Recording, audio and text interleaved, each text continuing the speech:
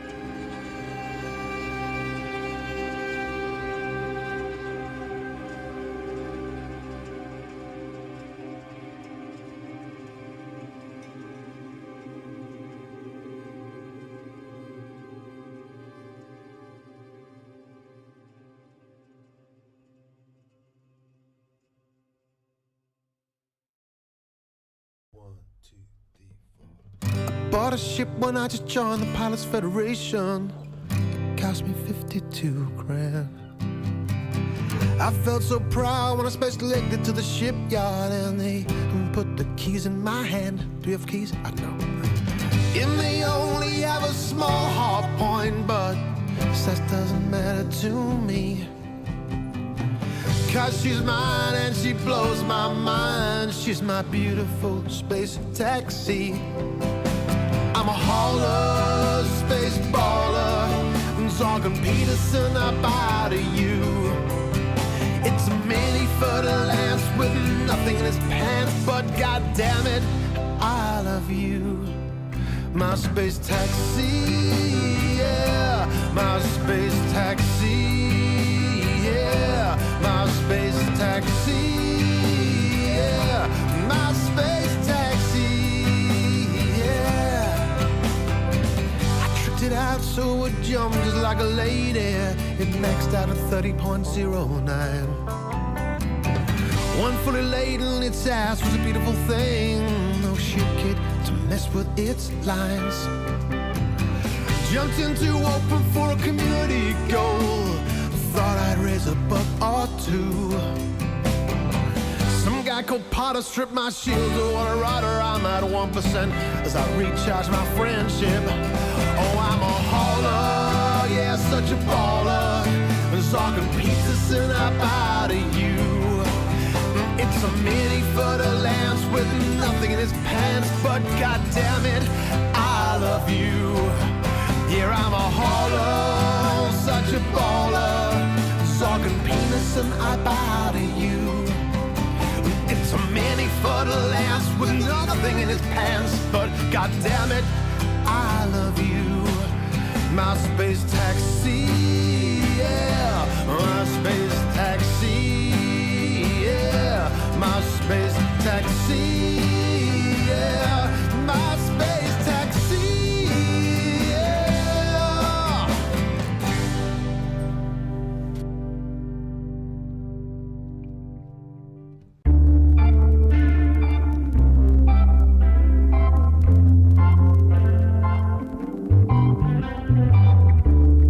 Wheels turn slow on this lumpy old moon. The night is clear, but I'm lost in the gloom. I need to find some inspiration, a satellite with high-grade data. But oh, it seems that Jesus ain't smiling at me. My scanner blots, the lines go thick. Am I living in a dream? No outcrops, no mesosiderite. I think I found those three metallic meteors. 1, 2, 3. Let me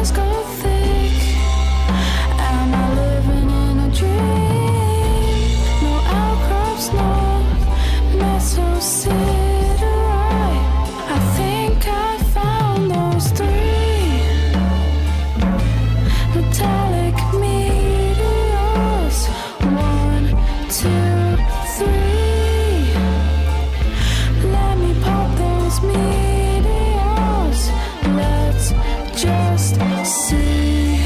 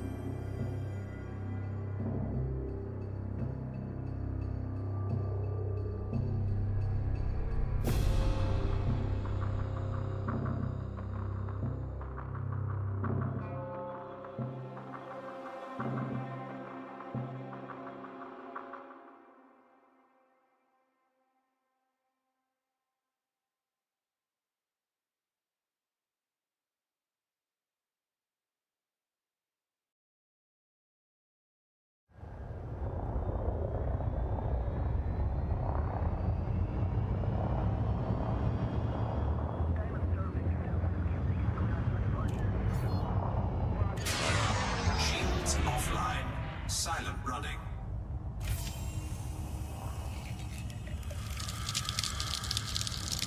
It was cold, I was freezing, I'd had too much booze.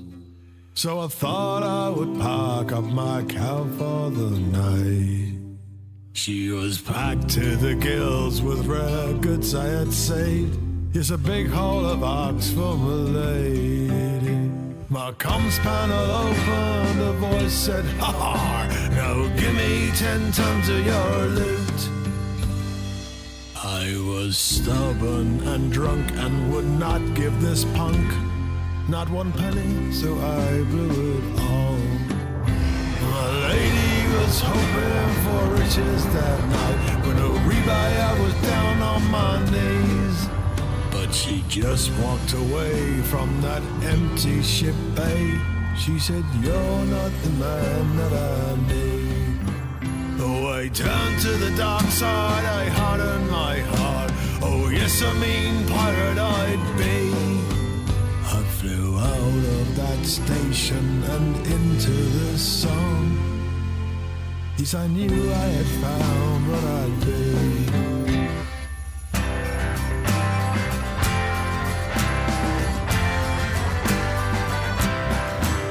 I was flying my Cobra right out of Cremain with a hole full of Lave and brandy. I was swinging so deeply from my hidden mug with the red smell of onion head round me. Maybe I'll find a girl and forget her one night, but put up with my pirating ways. But until then I'll drink from this old hidden mug, and I hope that I'll meet her one day. One day, Christmas Day, oh, I'll win back your heart with my gold and my charms. Oh, one day, Christmas Day, but until then I'll keep on my pirating ways. Well, hey.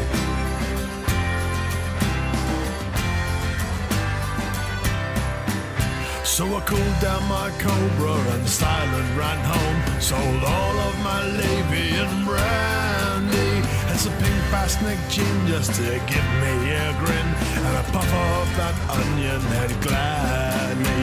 Maybe I'll find a girl and forget her one day, or put up with my pirating ways. But until then I'll drink from this old hidden mug, and I hope that I'll meet her one day. One day, Christmas Day, oh, I'll win back your heart with my gold and my charms. Oh, one day, Christmas Day, but until then I'll keep on my pirating ways. Oh, one day, Christmas Day, oh, I'll win back your heart with my gold and my art. Oh, one day, Christmas Day, but until then I'll keep on with my pirating ways.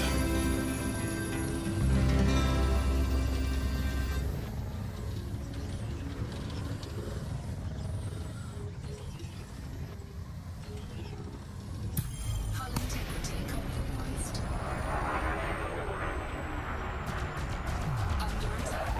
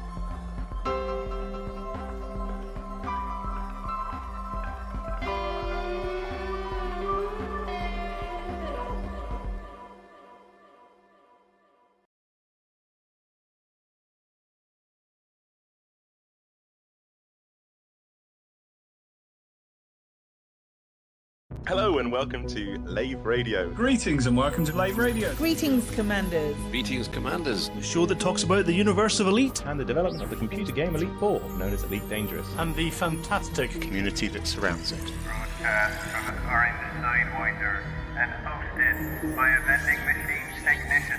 A place of nonsense and innuendo for forum dads. A self-contained podcast 2 hours long. Transmitting to every corner of the galaxy.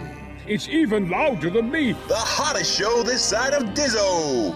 The name of the place. Lave Radio. Lave Radio. Lave Radio. Lave Radio. Lave Radio.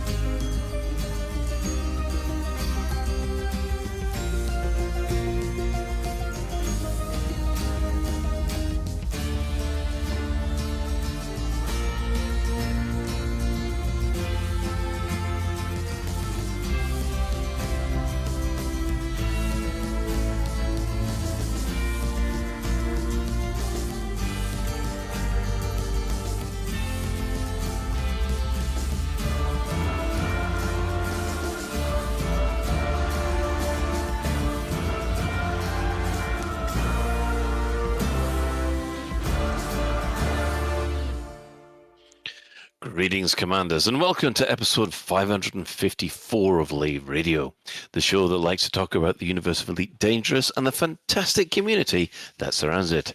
I'm your host, Commander Phoenix Defire, Chief Archivist of Lave Station, otherwise known as Colin Ford, and joining me in the Orange Sidewinder bar for this episode, we do have our SRV Banksy, that'd be Commander Alec Turner. Evening all.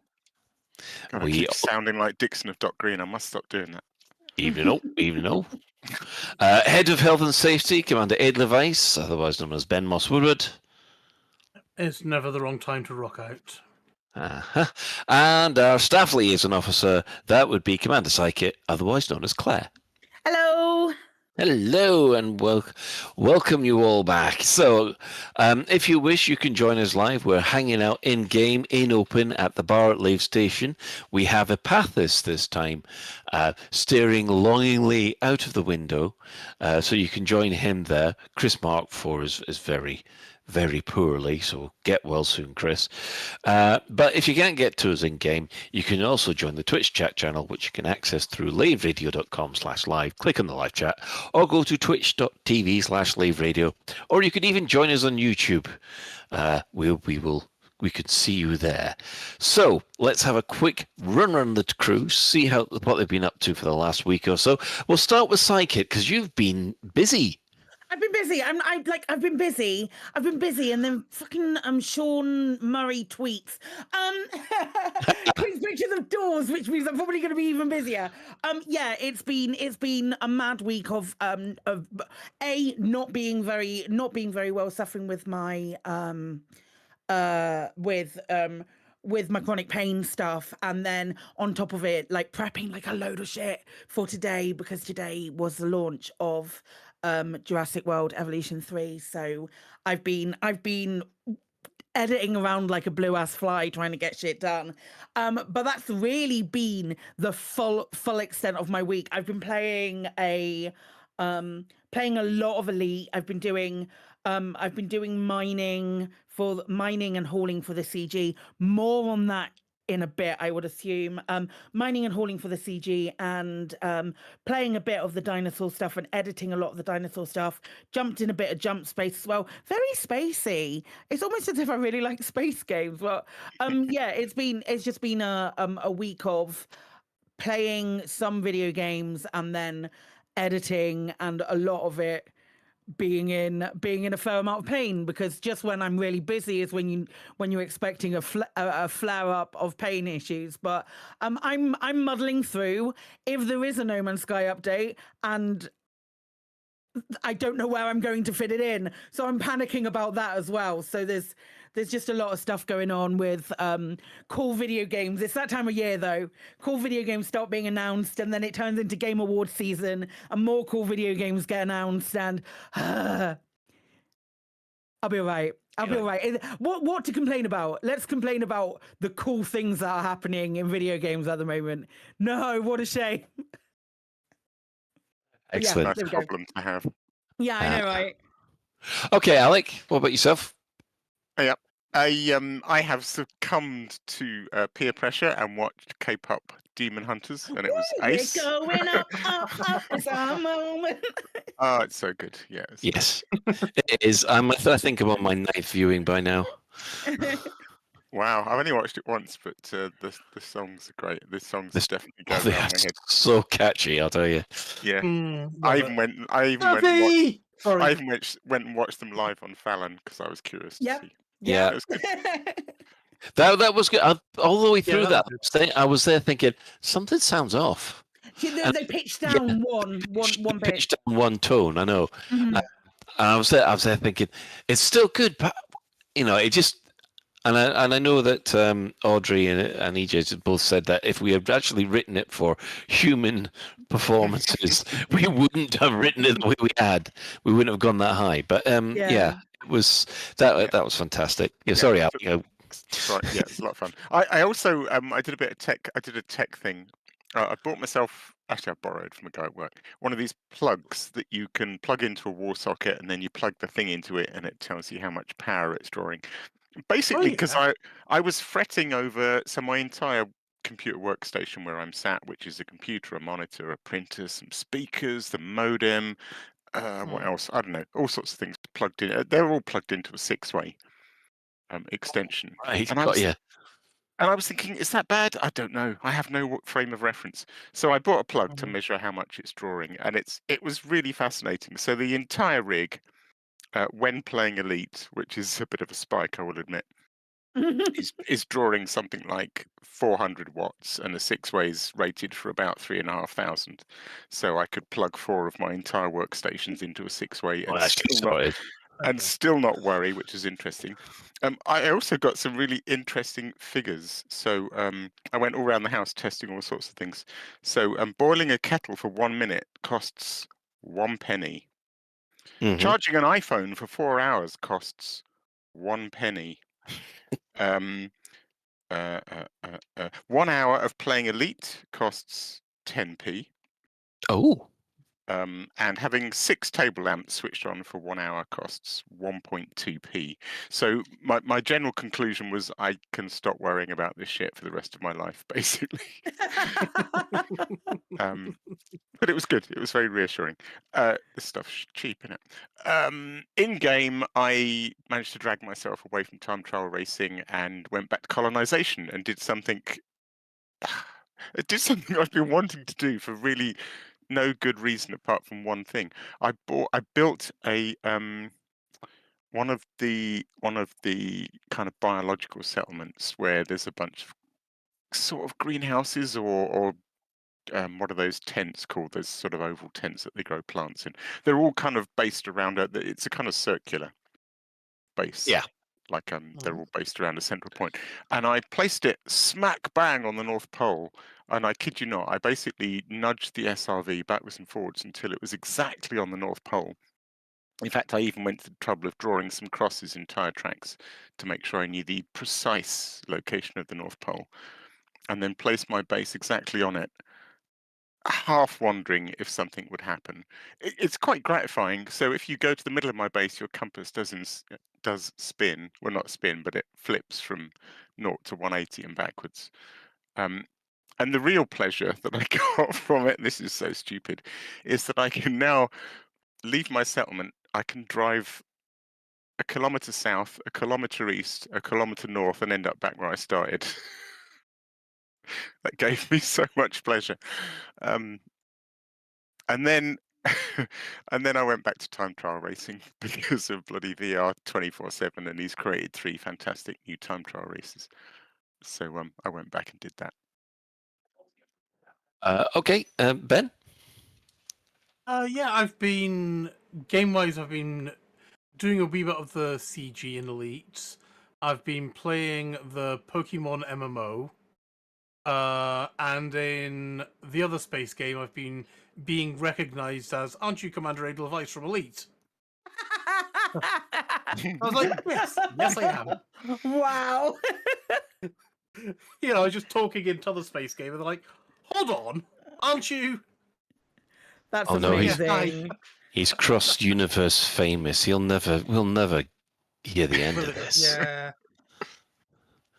Ah. You know what? You see your name in one game, and because I've used Elite, I've used Edelweiss for Mhm. Christ, nearly 30 years now. Actually, possibly over 30 years now. Yes, know the feeling. Yeah. So you might know me so much places as Emerald Dream on World of Warcraft and things like that. But yeah, that's kind of been my week. I've been watching Peacemaker and I've finished that, and yeah, I really enjoyed Peacemaker. And because of Peacemaker, I started watching Creature Commandos. And I'm also enjoying that. Not really watching anything else at the moment. Yeah. Yeah. Sorry, these are basically all James Gunn DC things. Well, everything's James Gunn DC now, isn't it? So yeah. Well, I mean, he's fucking up less than Marvel are at the moment, which isn't saying a heck of a lot. Yeah. Yeah. Okay, I'll get me out of the way. Yes, had a good time in Egypt. Apart from getting a shock at at timeshare apartments, but less said about that, the better. I have come back with a little bit of Curse of the Nile, but hopefully I'll be able to make it through this show. If I disappear, you'll know why. And yes, I actually got sunburnt. Congratulations. I am normally very careful. Normally, it's Oh my gosh, a Scot in the Nile and getting sunburned. Scot of the Nile. Normally, I am very careful. I normally slap on 50 degree, factor 50 all over, and I just look like Mr. White at the beginning and the end of a holiday. But this time, I went, no, I'll go down a bit, and then before I know it, typical Scottish red. It's a Scottish lobster. So yes. So that was fun. I came back, did a little bit of Elite to catch up with the CGs yesterday, and at the moment I've been spending the last couple of days coding a couple of things up on my my little mobile game, which I was playing it a couple of days ago, and something was wrong, and then I found out there's an animation. The animation for one of the is out of step. Instead of going 1, 2, 3, 4, is going 1, 3, 4, 2, which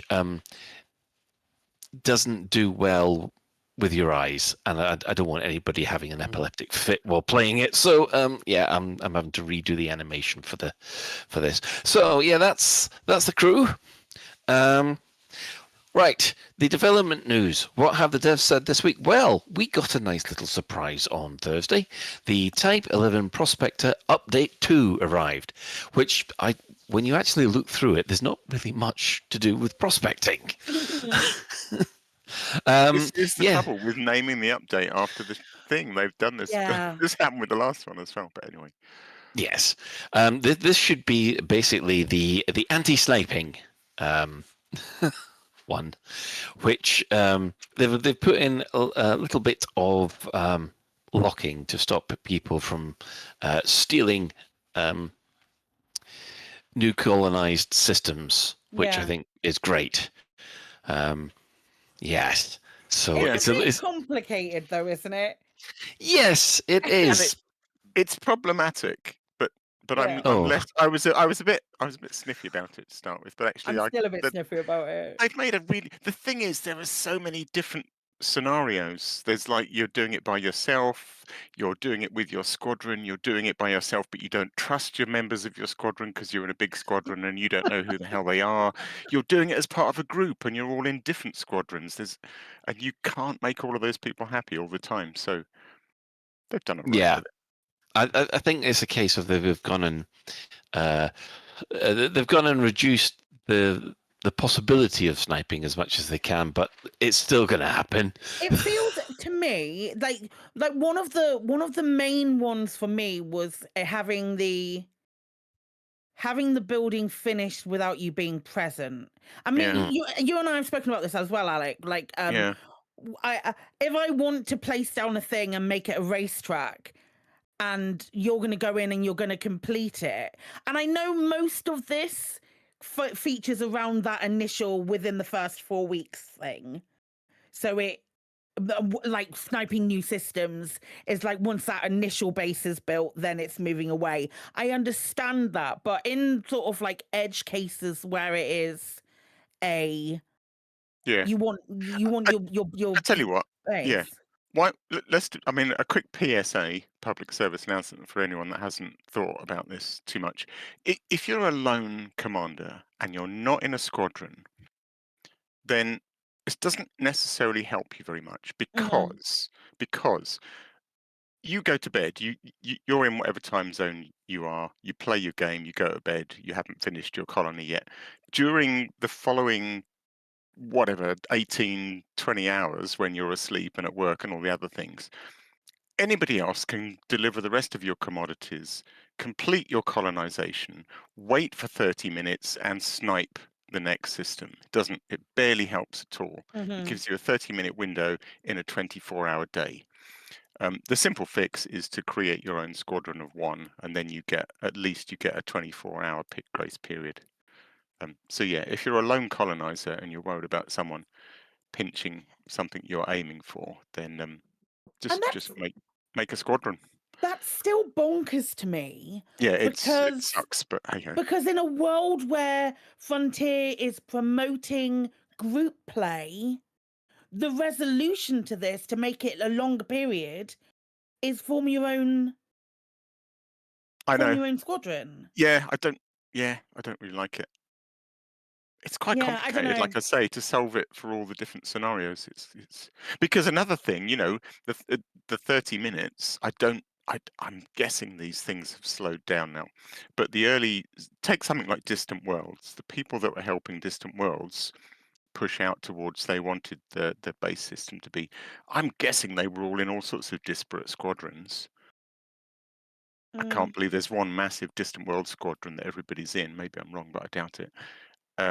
So there's that. And also, I think they were claiming systems at a rate of far more than one every half an hour. Whereas now, unless the architect happens to be online, it presumably is slowing people like that down.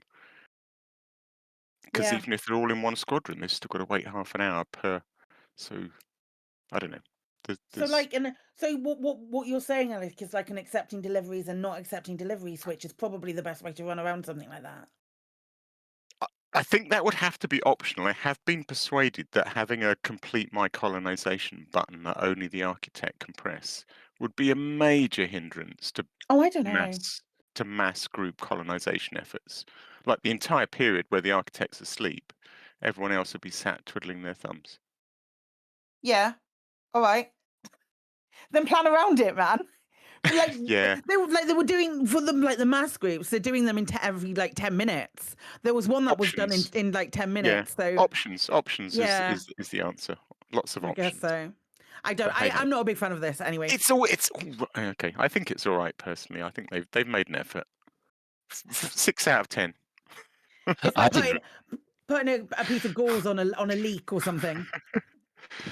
I didn't realise this was a problem, but obviously by the fact that someone had they've put this in, it must be. So yeah. So yes, we have an update to the companion API, which has construction efforts, and then we have some interesting bug fixes. One of which I'm really excited about, and the other ones are confused about. Actually, I'd say there's two. The first one is that they have found fixed a main cause of faction simulation, in other words, BGS, becoming stuck. So a lot of the issues where people were complaining that conflicts, expansions, and influence, etc., were not progressing as it should, they're claiming that they have been fixed. I'm hoping that this is good news. Yeah, it seems very encouraging, doesn't it? This It's is the good on thing that paper, doesn't it? this is Yeah. the thing that the Screws have been basically saying BGS is broken since Odyssey came out. Yeah, Or well, not colonization, but or yeah, Power Play 2, colonization. whatever. No, it was I'm sure it was colonization actually, Okay. but So it sounds pretty good. no doubt they will tell us at some point anyway, in a Cockney accent. Yeah, so there's a whole load of things that they 1, 2, 3, 4, 5 issue IDs that they claim to have fixed, and I'm hoping that by next week or when the tick comes around, we'll find out whether or not it's all done. Now, I don't know if this has happened to any of you, but they said they've fixed instances of a fixes issue that could cause your ship to explode. It's wonderful, isn't it? I haven't solidly heard a single instance of somebody complaining that their ship spontaneously exploded, but I've accidentally slammed into rocks and my ship has exploded. not asteroids, but Yeah, I've that's accidentally an slammed into accidental planets. physics explosion. Into planets wait, and my wait, ship's wait, I've had- exploded, yeah, but I it get wasn't it an now. instance of- Yeah. I'm going to call that a physics issue if you like, but That it sounds might be a physics, Claire yeah. issue. Do you know I like What that? about using the nuke hammers? I might start using that in racing from now on. I've had a physics issue every time I explode. I appear to have had a physics issue. In other words, you're blaming the universe for exploding your ship instead of yourself. Boom today, not This boom sounds tomorrow. very, very reasonable to me. It's a game issue, nothing to do with a skill issue. Job done. I might ask Razafrag if he can put a line of dialogue in, so when you explode, it already says all sorts of amusing things, but one of the lines of dialogue could be something like, "Ah, shit, I've had a physics issue." I love that. The universe did that. Not my fault. No, we hit a couple which I'm excited about because I've had to deal with this so much. Fix multiple issues when transferring cargo from your ship to the fleet carrier inventory, and fix instances of transferring all cargo at once from ship to fleet carrier inventory. So, the one thing that has been really winding me up about having a fleet carrier seems to be fixed, and it was working last night. So, yay. Yay. Yes. Yeah, so there's quite a few nice little fleet carrier fixes. They still haven't sped up the transfer speed, though, but yeah. So, reviewing this, a nice little update or confusing little update? It's an update, always lovely to see bug fixes, and nice to see them attempt to do a fix to the thing, even though it probably fixes where some people have issues. I don't know if it fixes all of them, but I don't think it was ever going to. Right. Yeah, the claim sniping one is really good because it kind of it doesn't reference, I don't think, a specific issue tracker issue. There probably are issue tracker issues, but what it says to me is that Frontier are listening and they've sort of heard that this is a bit of an issue and tried to do something about it, and that's wonderful. Yeah. I'm always pleased when there's an update to the companion API, so yay. Yeah, there you go. So yes, let's be honest, a prospector update with no prospecting. We're not complaining, honest, it was just irony. Right, I will hand over to Alec for the community news.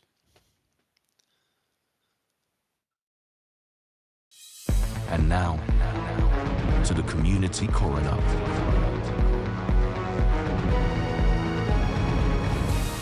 It's a dead game, innit, mate? Right, let's do this. First up, there's a new podcast out. I'll probably get Colin to mention it at the end of the show as well. But it's the official Distant Worlds 3 podcast. I haven't, I confess, listened to it yet. I think there's one episode out. I've got a link in the show notes to episode 1, which is on YouTube, and there's a YouTube playlist. There is also an RSS feed, but it's not appearing in my personal iTunes. Maybe that's an extra thing they have to do. So, but yeah, I expect the fact that there's an RSS feed means that most podcast readers probably show it. Yeah, it's called the Official Distant Worlds 3 podcast, and it will cover the lead up to and the expedition itself, giving you an impression of what happens behind the scenes and get into the various aspects of the accompanying events. We'll be having guests from the Distant Worlds org team, as well as from the wider Elite Dangerous community, every second Friday at 1900 UTC. Make sure to mark your calendars and dust off the speaker sets in your cockpits. So yeah, build up to Distant Worlds continues. That's a great idea. I definitely want to try and listen to that this week. Number 2, and we gave this a shout out quite a long time ago. Commander Meckham was working on this Elite Dangerous colonization mega guide, which was a kind of group effort. There was a forum thread and people were throwing in all sorts of suggestions. It kind of boldly started doing this when colonization was very much up in the air and nobody really knew how things worked. But I think things are settling down enough now that what does he say? He says the guide is now mature enough to be officially out of beta. Unlike the patch itself, do they still call it beta? It's still they've never said that it's out of beta. Interesting. So, well, unlike yeah. the actual game, the guide to the game is out of beta. Noting additional tweaks and improvements will still be made, but the core of it is solid and the information authoritative enough to be circulated ever more widely. So, yeah, if you want to build the perfect colonization system and not just something stupid like being able to drive southeast and north and end up back where you are, then you probably want Mechan's colonization guide. Number 3 is this comes out most months, so I shouldn't really just keep shouting it out. But anyway, the Phantom Explorers Monthly is out, the August and September double issue. This is by Mint the Mighty. It's a sort of, it's an online mag, basically. This one's featuring a lot of the Galnet stories and kind of editorials and things around the Terry Tora mystery. There's a lot of Galnets about this now, and they're all kind of featured, and then there's a bit of a story around it, and there's a bunch of stuff about the Type 11. So yeah, if you like some reading material, then Phantom Explorers Monthly is great. I have to give another shout out to the Burr Pit, much as I hate myself for doing it. Love you, really. But they did a superb video on third-party tools and apps. It's It was brilliant. really good roundup of pretty much. They did a very sensible thing, I thought, which was rather than shout out them all, like they sort of went into Coriolis. Rather than going into Coriolis and the EDSY, they sort of acknowledge that these things exist.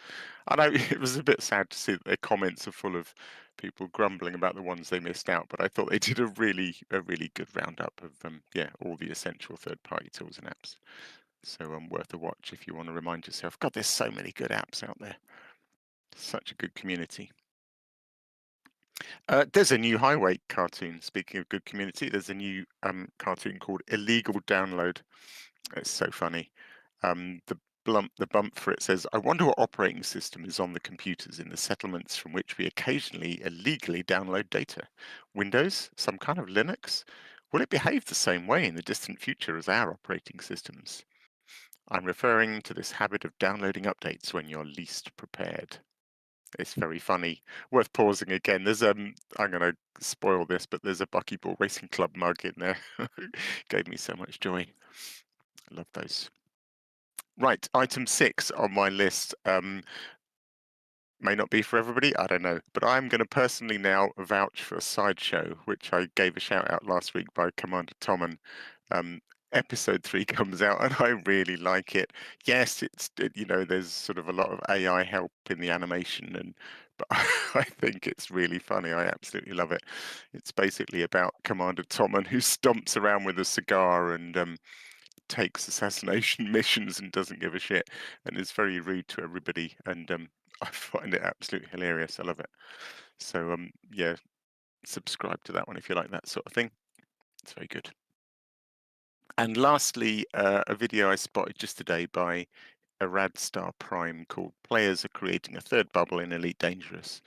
And it kind of touches on something we shouted out a while back about colonization and all the different threads, in particular focusing on the mercs of Mikken who are heading out, well, have headed out to the Lagoon Nebula and are now heavily populating that area. And it's just a nice little video showcasing what they're up to out there and talking about the creation of a new bubble. I think it's quite a long way out. It's something like 4,000 light years out from Sol in the direction of Colonia. So it's not a bad place to establish a sort of second bubble. I need to check it on the galaxy map, but I think it's become quite a substantial area. Anyway, that's my roundup for this week. If you have a community event taking place soon and would like us to shout about it across the airways, tweet the crew at Lave Radio or Blue Sky us at Lave Radio, or email us at info@laveradio.com. So, the in-game events. What has been happening this week? Well, nothing through Galnet. However, the CG is continuing, presently at Tier 3 and approximately 30% from completion. Or a week away, rather. Yeah, so you got an interesting question about it then.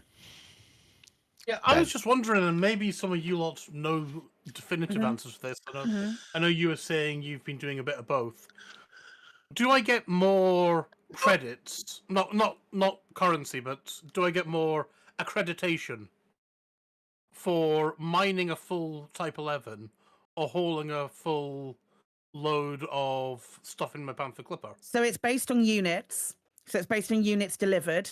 So I'm sure you can work it out with how much a Type 11 can hold and how long it takes towards how much a full Panther Clipper. So you can do, for example, you can do. More I did 3 lots of full Panther Clipper to make sure that I was in that top 75%. So I can have one size 5 cargo rack that I don't need to switch between my Panther Clipper and my Type 11. So I did that. The first time I did this, the mining in the Type 11, I got no merits for it whatsoever. I got no merits at all. And Chris didn't get merits either. But on Friday, when I started doing, I was like, people told me that you got a lot of merits for doing mining. And I hit level 100. Doing mining because there's a bromellite spot in the system, so bromellite cell. Kremen went from level 67 to 100 in 3 Type 11 runs. Wow, that's insane. Wow, is that why you were dumping what loads do you mean of level care 67 package to stuff? whatever? Yeah, that's what do you mean by this level thing, Claire? Oh, you don't do power play, so it's not of interest to you. No, power play can suck the balls. But yeah, I leveled up to level 100, so I've got everything. But the side effect of that is, as soon as you handed it in, the right side of my page completely filled with notifications of care packages. So I sold and dumped everything I had in my backpack, and I still had to do it again after I emptied it. Wow. But I'm very proud to say I now no longer have any care packages. It was very funny on the stream today. Psychic was standing on a planet in a massive pile of garbage. It was I was like, I can't even be asked to go to a bartender. I am just gonna dump it. I'm assuming the care packages are commodities, I'm guessing, that they give you at random. Yeah, so it's a bunch. It's not commodities. It's a bunch of assets and like engineering materials. So on for assets and engineering materials. So I evened it all out. I evened it all out as far as like engineering materials are concerned, but I still had to then go back to manufacturing materials and then even it out because I topped out proto-radiolic alloys and proto-heat radiators. So I had to go back and do it again. So I guess if you care about getting your Odyssey on foot materials up, then this only assets. It doesn't do data. You don't get data from them. Yeah. You only get assets from the care packages. And now once you hit level 100, you just get like hey, you've done what we would call leveling up again. Here's another care package. So you don't go Okay. any higher than 100.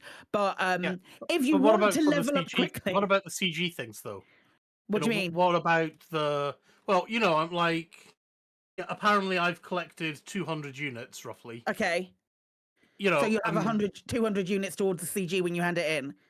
Right, and if I do like one run in the Panther, you got like 1,000 units. Yeah, you got 1,000 units. So okay, it really depends what you. It really what you doesn't want to pay do. then to do the And mining, currently, does it? no, it doesn't. It depends what you're after, but currently you need 2,242 for top 75. So 3 Clipper runs to be safe. It also depends if you're wanting to make money, because you make 30 grand, 30 grand per cobalt bit, or 300 grand per bromellite bit. So it depends. Like it's a bit like it's comparable to the platinum last time. With mining the platinum, you got about 300. It's 305 grand for bromellite, and like 30 grand for cobalt. She says very tentatively. But if you're just caring about completing the CG, if you want the to get to top 75%, I would do a couple of big ship haulage runs to secure that position, and then go and do your mining for profit. So this is leading into where I actually want to go. Do we think that's a fair and equivalent use of time and effort? Shouldn't it be sort of like an hour of mining gets you roughly the same as an hour? No, because you're getting hauling? extra things from mining. So you're getting if you were into power play, I know you're not. So, but that's the choice that you decide to make. But if you were, you get the merits, you get much more of a profit, so you can actively choose to make that decision. I've actively chosen to make that decision for A, profit, B, because I sunk a lot of money into a squadron fleet carrier. So for A, profit, and B, suddenly realizing that I could maybe hit 100 and I wouldn't have to even think about doing power play anymore, because now I have access to all of the power play items. That's really dope as well. Like being able to complete that in a few runs doing mining. That makes sense. Yeah. So I think doing an hour of mining has a different impact than just doing an hour of hauling. Also, it's more fun to mine than just haul. And it must also be pointed out that anybody who has been working for their power, that it's supposed to help their power with an appeal that they've said. Yeah. Now we don't know what that's going to end up being, but it does seem that is being counted in the background for each power. So we talked about that last week quite a lot. Yeah. Can I check something, Psychic? Like the mining for power play rewards. Do I just get them, or do I need to mine in a certain place for my particular power? So you can mine anywhere.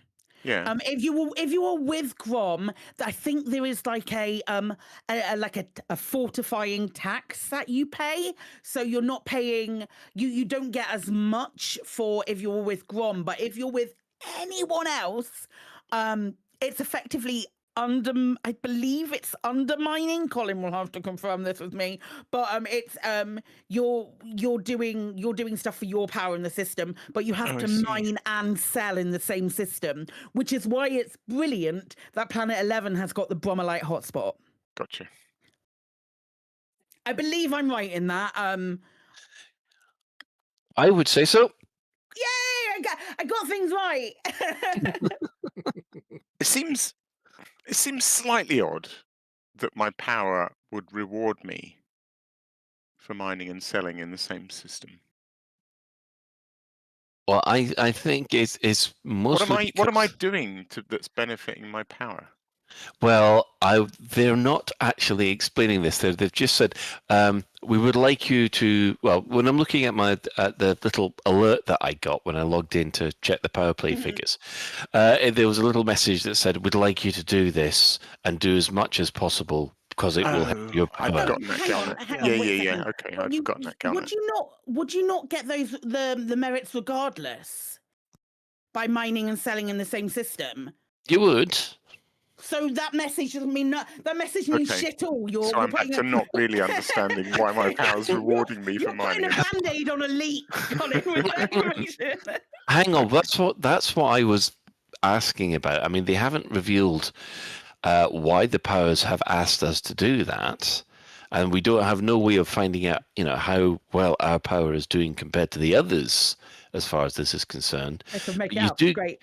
Yeah, but you do get the impression that depending on how much you mine for your power will have an effect on the story later on. Say, for instance, they have I don't know, the Arissa claims one system, Aisling claims another, and because Aisling mined a lot better, she gets an Orbis, and we only get a Coriolis. So I'll catch you up. The HIP, what is it, 87621? Am I right in that? Something like that. Yeah, that system, that's got the little red cross on. If you go to a colonization and go and have a look at it, if you are on the colonization map and you scroll and you sort of like zoom out from that system, there are probably within about 37 I think it is. Thank you. A 37 light year radius of that system. All of those are X'd out. So they've got the red X, so you can't colonize those systems. So the thoughts is that whatever is happening in 87631, and with this Brewer Corporation drive for materials to make stations, is that's going to be its own like little micro center around that HIP 87621 with a bunch of different systems around it, all colonized and ran by various powers that aren't affiliated to any commanders, so they can be destroyed as much as Frontier want them to be without players throwing a shit fit about it. Fair enough. That's the theory. That's mine and Alex's theory, and we're sticking to it. Well, let us move on then, because it's the time for the power play rankings.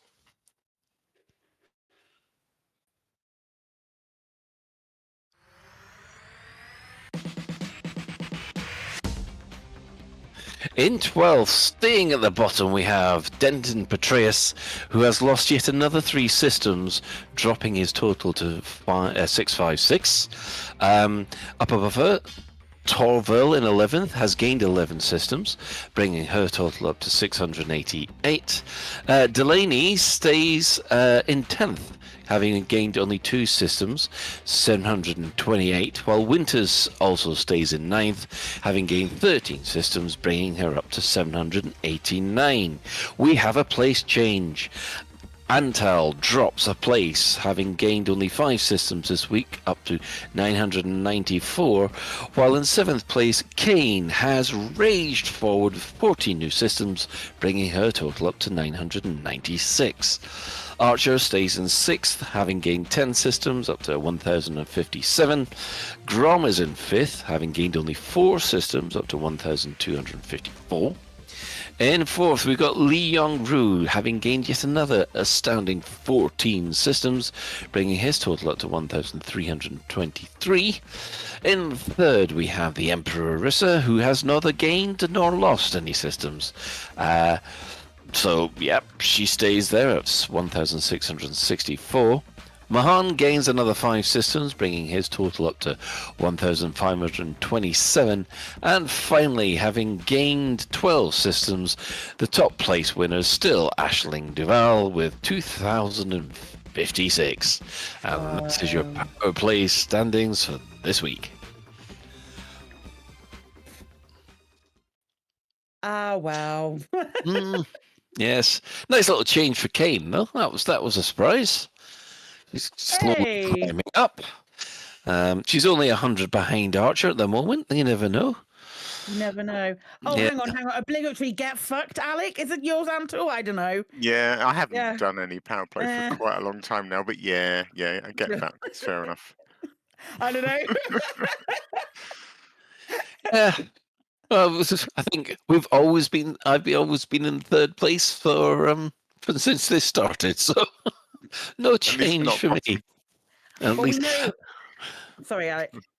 at least we're said, not at least, Petraeus. yeah, at least we're not Brom. Hey, at least, hey, yeah, Petraeus. Yikes. We know at least that Grom is going to lose one next week. Yes. You think? I think he might. Yeah, so it'll be interesting to see what effect the mining CG has on the powers next week. With everybody might be gaining a system, apart from Grom, who will be just losing one and probably gaining another. But yeah, it's yeah. You go away for a week though, Colin, and Arissa doesn't gain any systems. What can we say? The correlation is right there. I need to do a little bit of power play work before Thursday. You're the only just one propping her up, mate. Oh, I know that's not true. The Discord is the Arissa Discord is well organized and well run. It's just I don't know what happened this week. they're all mining over in that Grom system, mate. That's already what it is. I think that's what we're doing. Anyway, so after that, it's that time of the week again. Store alert! In the bi-weekly newsletter, here come paint jobs for your art. In the bi-weekly newsletter, here come paint jobs for your art.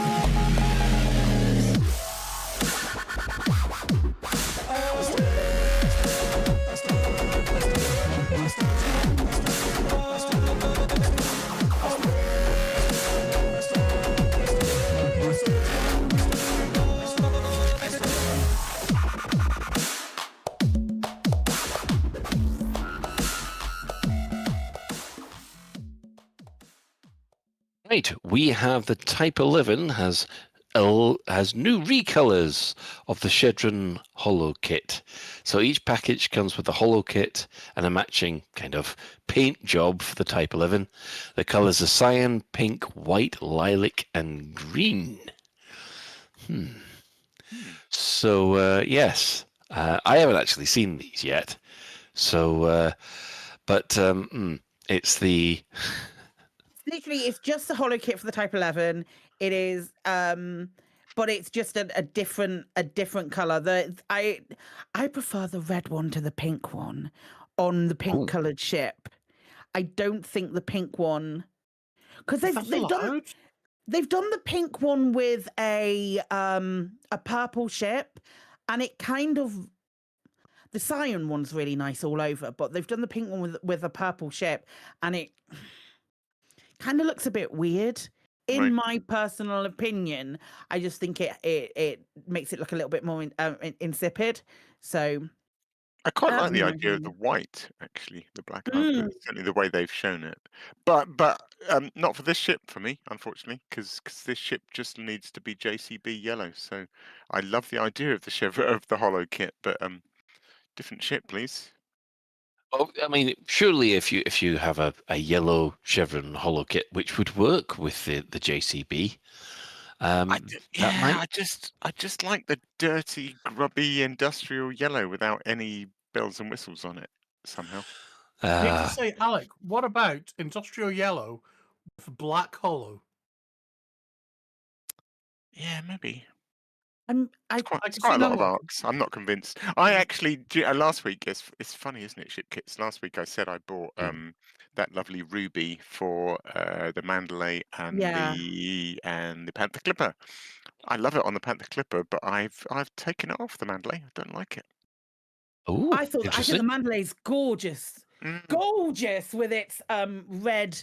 It goes it's sort of like an ombre red. I really like it. I don't have it. I didn't buy it. Took it off. Fair enough. I wish with these holo kits you could pick and choose which bits you put on the ship, because I'm not super keen on the big arrowy type things. Yeah, but that is what do you mean? That is the holo kit. Yeah, I'm not keen on the big arrows, but Oh, I like see. the little lines where it's going along the rib cage and going around the circular bits and I see. around like the very front of the ship. It's difficult to describe it, but there's the big arrows, like the big chevrons that move, but the bits that aren't the chevron, like aren't as clearly chevrons, the bits that are just like highlighting the details, like the rib cage. If you have a look on the website, Yeah, I'm watching it shows like cycles through. Initially, I didn't know yeah. what you mean, but it cycled to the underside, and I see what you mean. Those are Yeah, quite cool. that on its own I really like, but the other bit, the chevron, the big chevrons I can give or take. Yeah. I mean, it should be pointed out, Chris Mark 5, has just pointed this out. On the holokits, the paint jobs that come with the holokit aren't available anywhere else. Oh, that's true. Yeah, so there we go. So you might just want the paint job. Are you saying, like, if you want a cyan Type 11, you can't get one unless you go with the holokit? And then Yeah, don't use the I don't holokit? think you can. I don't think you. Okay. Yeah. I think so. So, yes, it should be pointed out for the next 2 days, the Ruby kits are still available in the sale. I know I went out and bought the Cobra Mach 5 one because it looked amazing even though it wasn't in the sale. That and the chrome for the Cobra Mach 5 is gorgeous, so I couldn't resist. And yeah, so... It does look really good on the Panther Clipper. I'm really happy with that one. It looks great. I must admit, I even actually quite like it on the Type 9 and the Type 10, which I never thought I would say.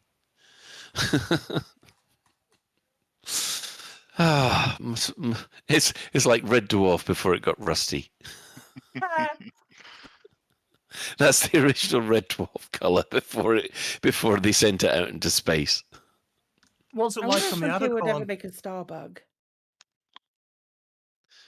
That's an interesting thought. Like a big circular, weird-looking shitty thing. Like go completely against the grain from what they've done. Like wax 3 ovals together and call it a day. They won't call it a day. They'll call it the Adder Mark 2. And then you'll be so torn. No, I won't. It'd just be as bad. So no, thank you. Right. What we'll do is we'll take an ad break, and then we'll come back with some main discussion. Sometimes you don't want all the bells and whistles, you just want a ship that will get the job done fast. Vulcan DeLacy present to you the Python, a multi-purpose ship that offers the enticing balance of manoeuvrability, firepower and all the compartments you need for mining or hauling. Because any mission, any system, any station, it will do.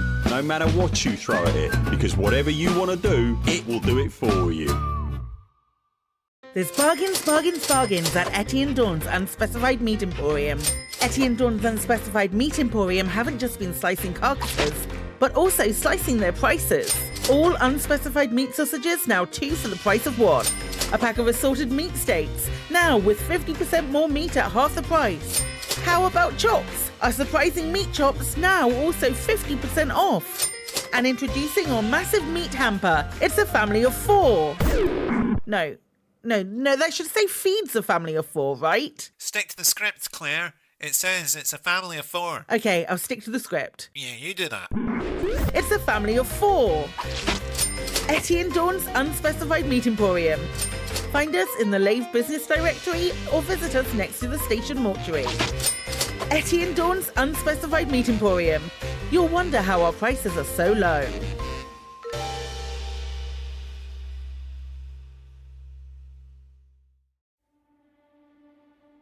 Dreams. Humanity's dreams. The hope to live among the stars. From early times, we've gazed up to the heavens and wondered if one day we could travel there. maybe even live there. The Brewer Corporation has made this dream a reality, constructing intricate cathedrals of metal, circling numerous planets across thousands of systems, now human bubble. Why stay rooted in a gravity well when you can be free in orbit, free to dream, free to live, and one day to become a commander and be free to blaze your own trail? Brewer Corporation, the first step into the unknown. Come join us. Be free.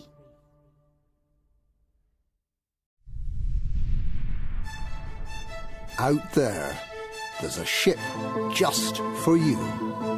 A ship that can carry you to the furthest stars, jumping long distances whilst offering an unobstructed view of the galaxy. A ship that can also pack a decent punch if the pirates come knocking. A ship that feels safe. A ship that feels like home. The Asp Explorer. A great ship at a great price in a competitive galaxy. Fly far. Fly safe. Fly in front of things.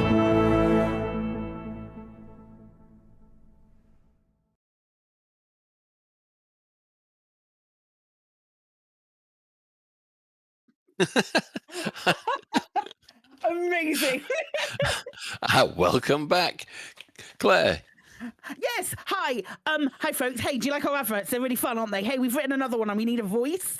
I have got a couple of people who have expressed interest already, but I am looking for a really, really specific voice, which is why I'm putting a call out right now. Chris has written one of my favorite adverts of all time. It is utterly excellent, but it needs a Matt Berry kind of voice, or like Henry Lewis's character in Mischief Theatre, Robert Graves, I think his name is, but that kind of like a pompous British voice, like a pompous English voice. London. Robert Graves, father, that kind of thing, that kind of voice. So if that sounds like something that you might be interested to do, to lend your vocal stylings to us, please let me know, and I will send you the script and some information. Just get in touch, because I'm this far away from asking Ben Kearns to do it. So please consider being in touch. I'd love it to be someone in the community, though. That's why I'm Good point from Jinx Effect. Can we get let's get Matt Berry? Surely Chris knows him. Chris is in the radio biz, isn't he? He's in the biz. There's a quote from that reminds me of a quote from the director's commentary of Hot Fuzz. Bear with me for a moment, where they were auditioning loads of people to play Simon Skinner in Hot Fuzz, and they were like, no, Right. we want a Timothy Dalton type character. And their producer went, have you tried asking Timothy Dalton? And that's how they got Timothy Dalton. He to play was the role. amazing in that. Yeah. On the subject of fantastic voices, did anybody see, I know I'm going off topic here, did anybody see Peter Capaldi doing Malcolm Tucker doing the lyrics for the Spice Girls songs? No. Yes, I did. It was on Radio 1, right? Yes. Yeah, I have seen that. It came along my Instagram feed when I was doom scrolling. May I just recommend that to everybody? Right. Yeah. Okay. Right. After I felt a bit left out last week, because after I listened back, I was a little bit. Oh, I want my say, and I actually took notes. Wild. I know, and interesting. Everybody's idea. We had the infestation idea from Alec. Effectively from Chris. The thing that I got from this was he really wants gardening. I did like the passenger missions, especially if you can do escort missions as well. I thought that was great, and of course the new station type with gas giants and mining, with gas giant mining and all that kind of stuff. That sounded amazing. However, I was beginning to think that we might get the return of the Trumbles. I think that's going to be the infestation, and I also think that they're going to tie that in with the exploration, where instead of us having a scanner, you'll have a mixer. So you've got to go and scan and mix the various different combination of plants to see if you come up with a poison or some way to repulse the Trumbles. See, Colin, where you said you had a mixer, I was just coming up with Trumble in a blender. Well, you can use that as well, but I reckon as soon as you shoot one Trumble, it'll divide into two.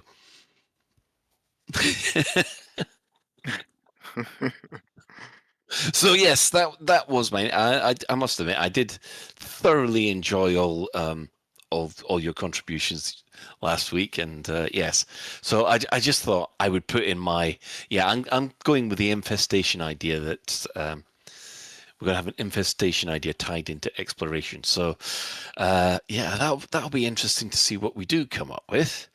However, there was the question of the week, which we're all going to kind of discuss before letting loose on the community loose. So 100%, absolutely. So we knew it was coming because we even mentioned it in the previous question of the week. It is what would you like to see, not what you think Frontier is going to do. What would you like to see? So I would expect the answers to be marginally more unhinged. Okay then, let's start with yourself, Psychic. What would you like? What would I like to see? You want God coming in? No, good lord. Fucking hell, no. All of a sudden, religion. Although salvation may feel himself to be that way. What would I really like to see? The first thing that springs to mind is like a proper hover bike, like some kind of if it has to be exploration related, I want a hover bike. I want like lots of different bells and whistles on the hover bike that are going to make it more fun to explore, because I cannot stress this enough. I know so many people love it. Exploration is so fucking dull. So if you guys I appreciate that people love it. Great. It ain't for me. I find it entirely dull. And if it's because if you suggest that I'm not doing it right, how many times can I make my thing go honk and look at a planet?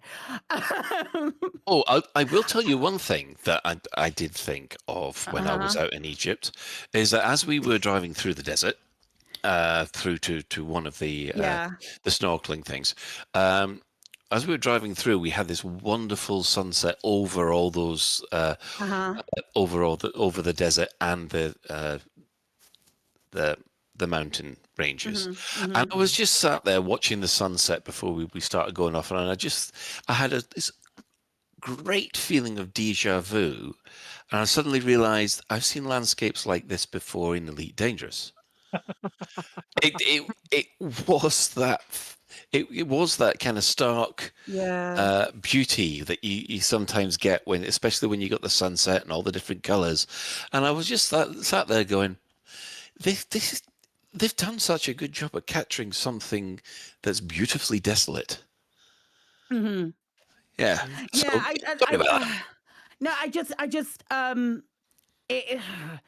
it just anything that would add a little bit of excitement to exploration for me, if it has to be exploration. And I mean, I'm kind of tying that into things that we sort of know already. I'm start fighting back. I want station rescues back. That's what I want. I want a reason to have station rescues back. That's my I wish thing. If Frontier, if there is a way that Frontier can combine exploration or something And exo-bio station rescues. related with station rescues, which is again a lot of what we talked about last week. Yeah, I was then going to say, I'm we've all solved for that. it. Yeah, We just need Frontier to get on solved board that. now. We've solved that, and maybe I'm so hyped for that idea that if it isn't the case, I'm going to be really disappointed. And maybe I do just really want that now. So maybe I'm a little bit too grounded in my hopes and dreams, and maybe I have to lean towards someone like LCU to be able to pull me out of this funk. Or Sir Oberon. Here's hoping, eh? He's hoping. Okay then, Ben. Okay, seeing as Claire went off and stole what I've been harping on about for about 15 I've years. been talking about hoverbikes before we even fucking knew each other, Ben, so shut up! Okay, fine, I'll let you have it too then. Calm down. Just relax. Oh, damn it. And Ben, my fucking thing. off you go. And Ben, off you go. If I'm not having hover bikes, then I'm gonna go. I want 0G to actually mean something real in 0G, including an EVA. Yeah, I want 0G stations, 0G spaceship Hulk exploration, Salvaging. and could be salvaging, could be anything. You know, could be go and look for this dead commander in 0G. But I want the ability to do I want to exit my spaceship and go out in 0G, including in the stations that supposedly don't have gravity. Yeah. Okay. Fair enough. Alec. Lots of little things. I wrote a little list, but there's a lot of little things, stupid things. Furry dice for the SRV. Here's one. It's very specific. I'd like to make the update rate of the status.json file configurable so that we can make reliable triggers for race time trials. I'd like to reduce. That's your next big feature, is it? I'd like to, double the rate of the status.json updates. There'd be one person in the community, maybe two, me and Razenbrag, jumping up and down for joy, and everybody else going, "What?" No, let's think of a bigger one. I would like weather. I mentioned on the last week's show weather and particularly rain. I would love to see that. I don't know why, I just have this very rose-tinted view of what that would be like and how wonderful that would be. But also, I do keep sort of coming back to this about ship interiors, that while I'm not particularly interested in walking around my own ship, and certainly not the extra delays introduced into bits of aspects of gameplay, but the idea of modeling ship interiors for salvage, I would just absolutely love to find there are already crashed anacondas. Yeah. To be able to go inside them Sidewinders, and eagles, wander up and down a few corridors and use our arc cutter and cut some panels and get some salvage, or even bigger things. Can you imagine like a crashed Coriolis on a planet, or would just be incredible as an interior? Or a crash Coriolis in space, Alec. Well, I suppose I'm less excited about the idea of EVA. I think it might be quite hard to do. Like the idea of I don't know what your control mechanisms would be. I suppose would you have jets? You could have many. Well, you look at our suits, and we do have many thrusters. Yeah. The only really good EVA experience I've ever had in a video game was Lone Echo on the Quest. Well, it wasn't. That was very good. Yeah. Yeah, it was incredible. And obviously that's VR specific. So yeah, not so much. I suppose I'm thinking of the beginning of not Phantom Menace. The one where she starts off and she's going inside a wrecked space station. Salvage. Oh, is it Gravity? No, Star Wars. No. It's the one with when your first. Where we first get into Ray. Yeah. Yeah. The first of the sequel Yeah, that. I just finding this massive or a crashed like I love Imperial. That idea, right? Yeah, I'd love to do that. And the thing is, like, they don't even have to they don't even have to model this huge interior because most of it could be wrecked. Like, so the fact that it's a wreck gives you a lot of artistic license to say only certain corridors are open. It's not like you've got free reign of an entire ship. So most of the doors would be sparking and electricity, and you couldn't go through them, but you could go this way and that way. And God, we've got a panel cutter. Like, let us use it for more than just getting into doors. No Man's Sky has something similar to that with the derelict freighters. Yeah. Yeah, that's really good. That is in space, but it doesn't. Your gravity's still active, so you're still walking through it. Salvage is a career, basically. Mining, combat, trade. Put it up there with those. Another elite rank to get. Salvage. That isn't CQC. Can you imagine? Can you imagine having another elite rank to strive for? I've just hit elite 5 in trade. That's my first elite 5. But can you imagine having another like them introducing a new rank out of absolutely nowhere? Placing this. Oh, just imagine if they actually took the CQC rank away from there and put something else in it. Yeah, and put something in its place. Yeah, it could also, incidentally, it could also solve the. There's still quite a grind for the on-foot engineering materials. We don't really have the on-foot equivalent of the high grade emissions where you just get. Very true. Imagine salvage. You go into a derelict space station, you cut your way in, and there's just like a gazillion whatever things are difficult to get. Even something like crashed generation ships. But like generation ships where they're not just like the ones that are floating around in space where everyone's died inside them. Spoiler alert, most of those stories end with everyone being dead inside them. They're all dead, but Dave. ones where they've crash landed and then you're going like maybe there's another 16 that have crash landed or something like that. That would be awesome. Oh, okay. Well, I guess as Alec just stole the thunder that I was going to do. I'm sorry. Yeah, it's fine. I don't try and own it. It's fine. Exactly. Sorry, Ben. Fucking hell. It's not as if I've been going on about it publicly for years. It's fine. Or me. Imagine, Ben, if you did active listening to any of your fellow friends. Yeah, but you know I don't listen to live streams. I know. I also know you don't listen to any of us, so that's fine as well. That's very true. I have watched some shorts. Anyway, Colin, what would you like to see? Save us. Yeah, I don't want a scrap breaking out in the middle of your Sidewinder. Calm it down. I've only been away a week. Oh, right. Yeah, I would love that kind of interaction. That Alec outlined, but again, before all that lovely on-foot stuff is done, and I know that this is just a way out there thing, I would want VR being added to on-foot. That would be my absolute number one. I know we're not blooming gonna get it. I would like it if that when your ship's landed, you could walk around your ship.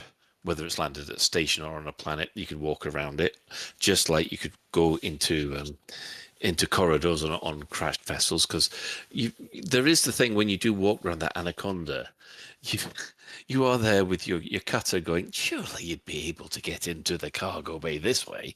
But yeah, it's one of my things. But I think the one thing that I would really, really want them to do, and this is the thing, though. It's one of those things that I think would be more valid for, how we seem to be doing an update to an existing system about mid-year and a new thing at the end of the year.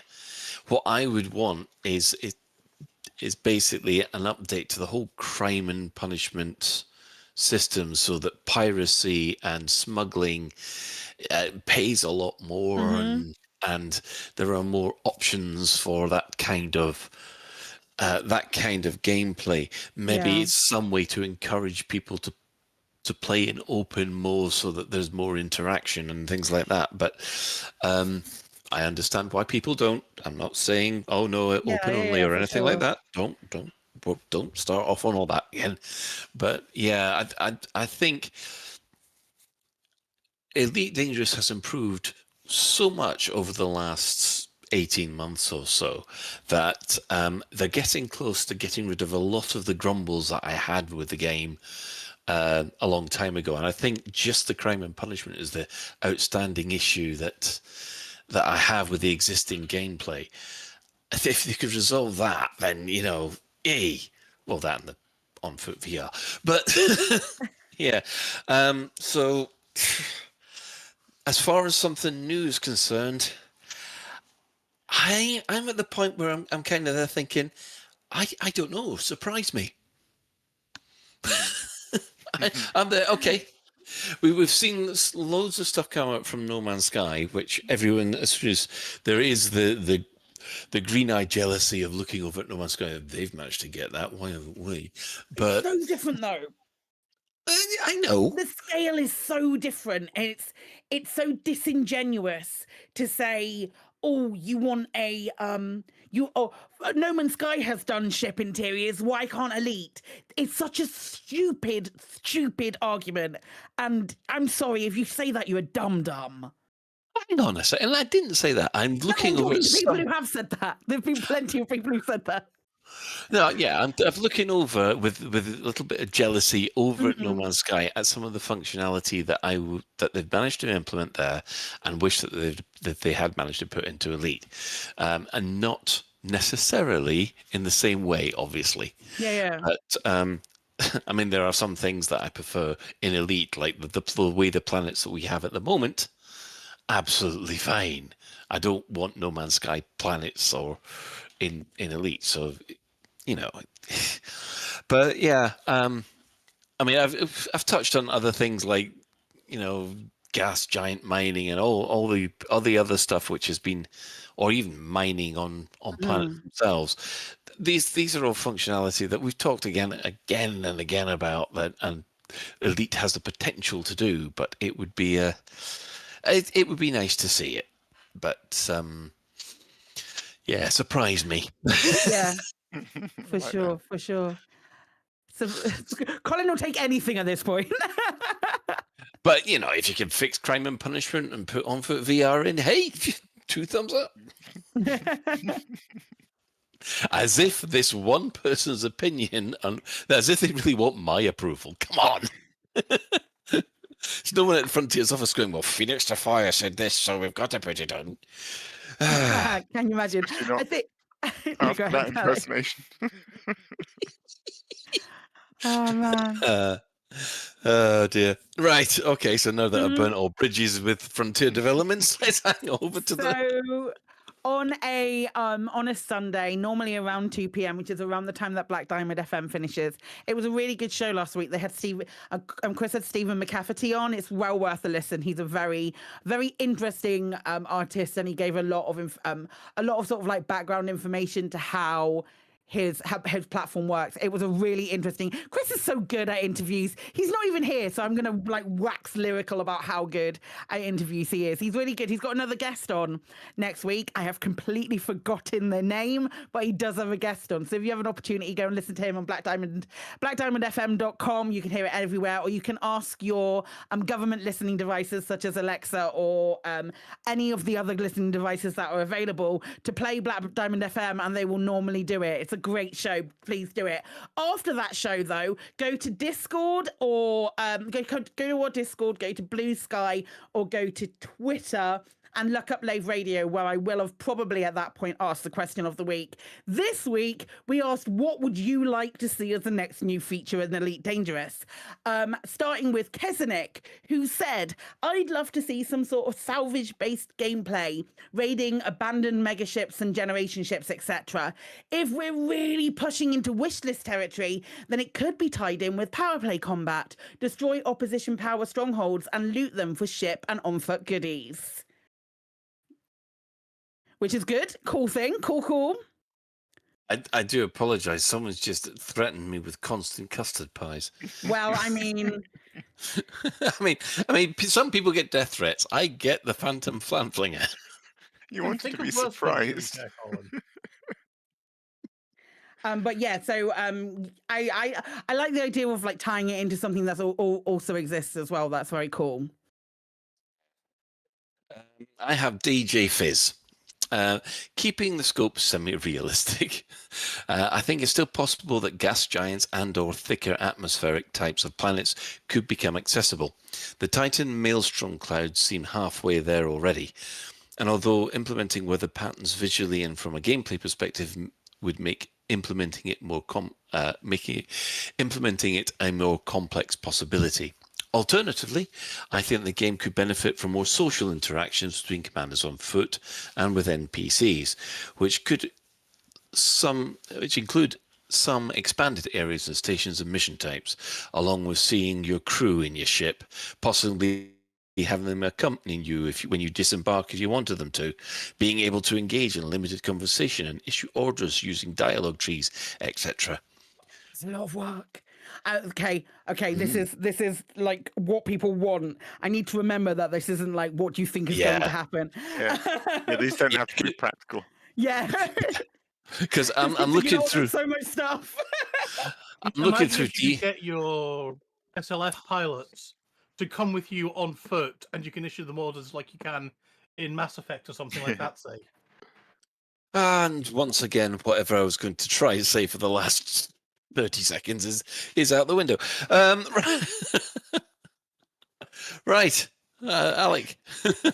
And this week on Trump Colin, it's I love it. What's that supposed to mean? Don't know. Trust me at the moment. If a Trump Colin happens, then I'll be running to the loo right now. Right, I love this commander's name. Commander Mage Hand Sack Tap. It sounds filthy, but I can't quite work out why. Mage Hand Sack Tap. I would like big game hunting. No. I would like big game hunting with mechanics that give bonuses for clean and ethical kills. Fines could be gained for poaching protected species. That would create several emergent game loops, a new player group of park rangers hunting poachers. I love that. I love that so much. That is a good suggestion, Commander Mage. I love that. And it's great. Dinbar's saying gas giant stations or atmospheric landing on ammonia worlds. Let's have atmospheric shielding again. Merlin awaits. Oh my god, imagine if the next ship is the Merlin. Oh, okay, so then what the ship? That was going to be my follow-up Merlin. question to that. Yeah. Oh, when Chris Jarvis put that into escape velocity, I was there going, of all the ships to choose. It's only because of Scotland. Oh, he likes his tri-wing. Yeah, he likes his. About the Merlin, didn't we, when we did our big ship thing? Yeah, but trust me, the Merlin is the one ship I would not have chosen. Oh dear. Anyway. LCU got on his soapbox and sent me 6 posts and said, to be honest, I can barely keep up with the new features as it is.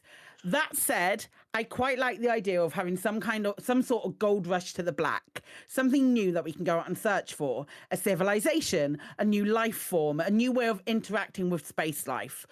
Also, I want hover bikes, zero-G combat, EVA space salvage missions, thick atmospheres with weather, surface liquids, modular base construction instead of clone stamping, modular ships, more puzzles, ship interiors, mobility scooters for large ship hangars, combat in starports, not just settlements, lip sync for your commander, body shape options. I want a commander to look thin and spidery like a belter, or so fat they look like they were poured into their cockpit. The ability to record not video but the game state, so the camera angles can be edited in post-processing.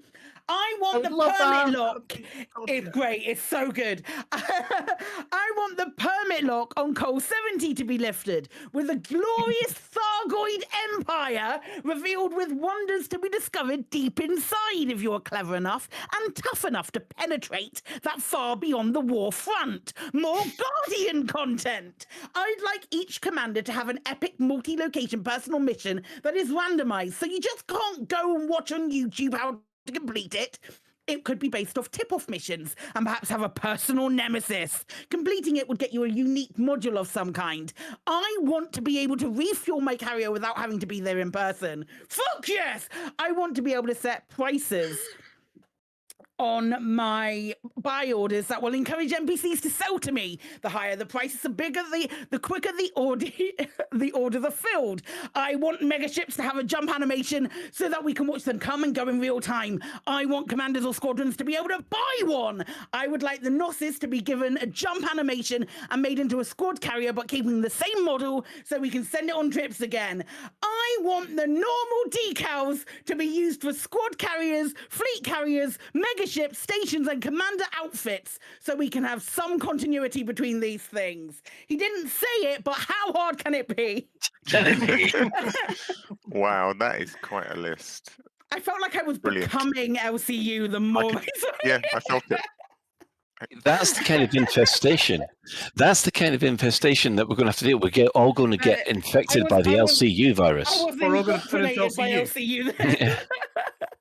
We're all going to turn into LCUs. But apart from that, As long what as else there's you no ever penetration. wanted for Elite Dangerous? Oh my god. Oh dear. Well, I love LCU. That's so funny.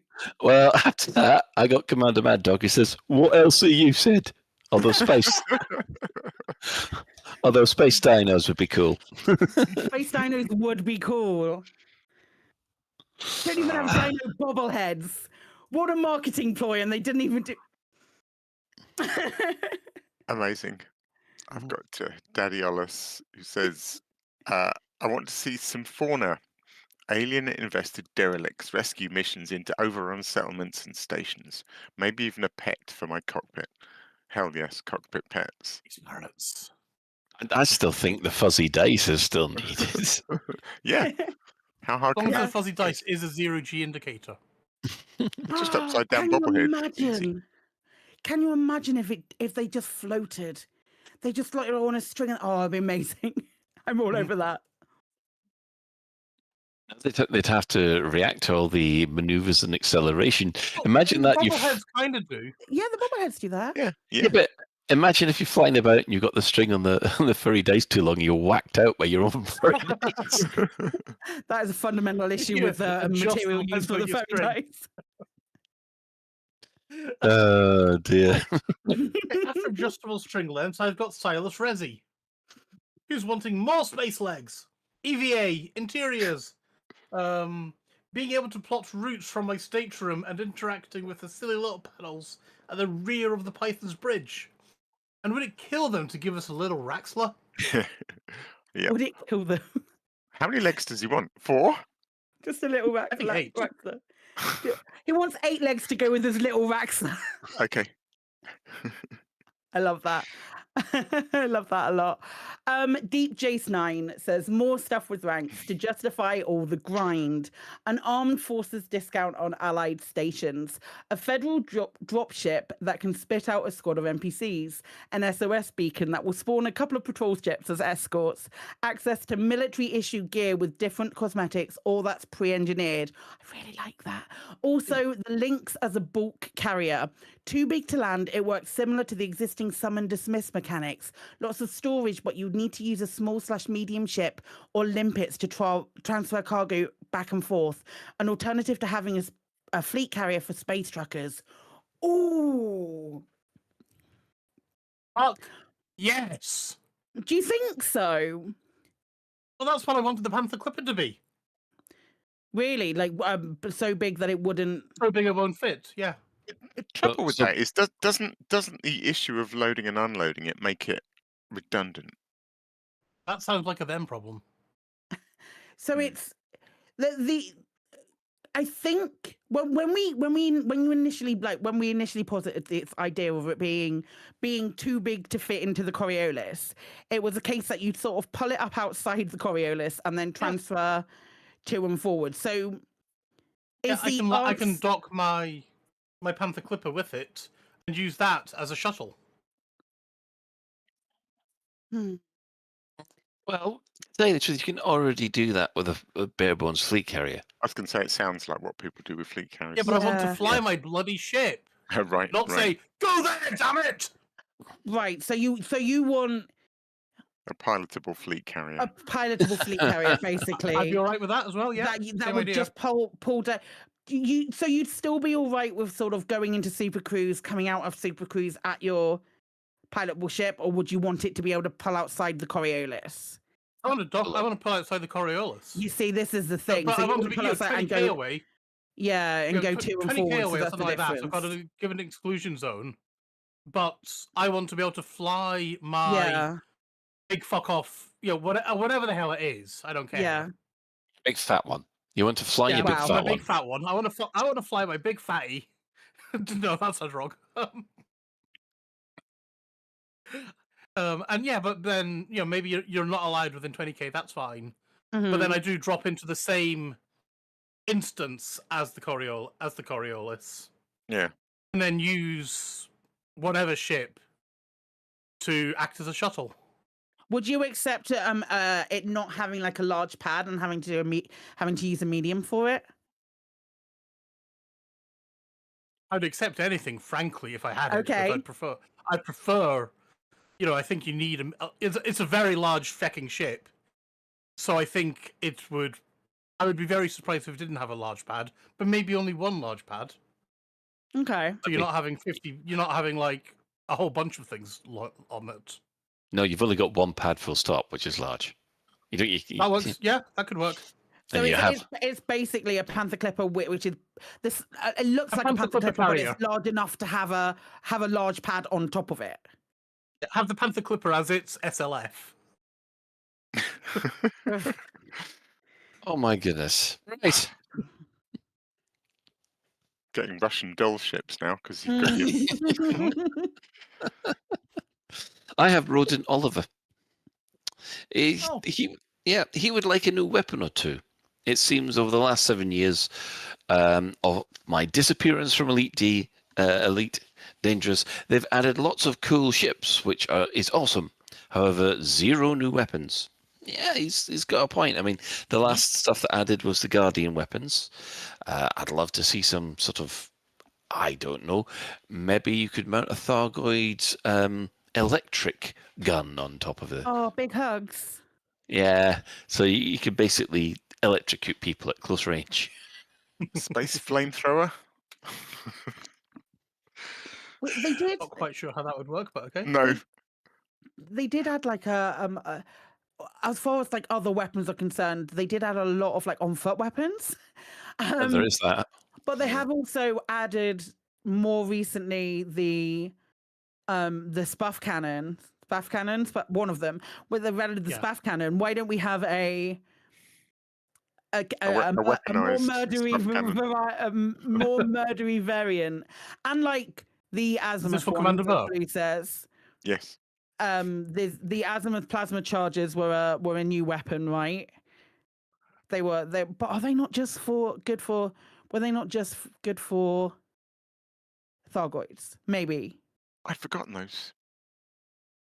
Yeah, we had quite a few different weapons that were newer for that came out during the period that Rodent Oliver's been away, but I don't know. Yeah. They're kind of situational. I think maybe I might be wrong by that. Yeah, I'd say most of those weapons were basically for dealing with bugs, which, it's sorry you missed out on them. I don't know if there is something that's more like convenient for using. Like there's the was there not a new weapon that came with Kane? Is that the Concord cannons? Is that? Yeah. That was the new weapon that came with Kane. So that's good for people, because I think the power play update came sort of outside of war, maybe. I think it's I don't just know. a cannon though, right? With some sort of engineering on it. I use beam lasers and multi cannons on everything because my hands don't work properly. So it's like, oh, there's a new weapon. I don't know what that is. I would like it that they would make missiles and mines and torpedoes. I wish they would actually give them a buff and make them more sort of make usable. them not suck?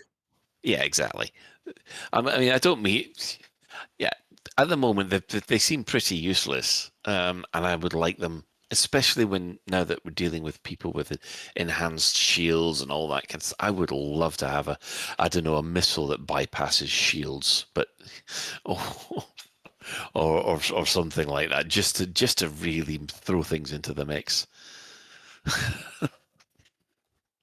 But I know what I've been looking for a long time is essentially like the ion cannon from Star Wars. Just a energy weapon that disables a ship. Oh yeah. Yeah, I mean that's. That'd be great for piracy too. Right. Shall we? Nicey. Nicey wants gas giant gameplay is my current favourite. Floating stations, mining rocks before they sink too deep, trying not to get crushed, sabotaging gas giant installations by shooting the thrusters, keeping them up, etc. How hard can it be? I do like the idea of. I mean, Nicey talks about gas giant, but it's like gravity gameplay as well. We don't could do like. I would love gravity gameplay. As somebody that likes rolling ships down the side of craters, the idea of using gravity as a sort of game mechanic would be really fun. Nicey also says, also, I ask again for top hats for commanders. Please and thanks, Frontier. She's saying that all the time. I love that. Right, Alec, I remember back in the early days of the Thargoid stuff, when we were collecting unknown artifacts or something like that. And I remember if they were too close to a gravity well, they would definitely start falling into it. And we didn't have collector limpets back then, so you had to manually scoop something that was actively falling into a gravity well. Gosh, that rings a bell. And that was very, very challenging, but technically possible. Yeah. Anyway, moving on to Jinx Effect. Yeah, there have been, I believe, a few extreme examples of fuel route rescues where Yeah, they have. somebody. That's true. Yeah. That's so cool. Yeah. Right, Jinx Effect. This is big ambition time. Huge, fully explorable cities full of gold. No, mats. New mission opportunities, local and beyond. Local and beyond. And new ground vehicles for traversing the cities.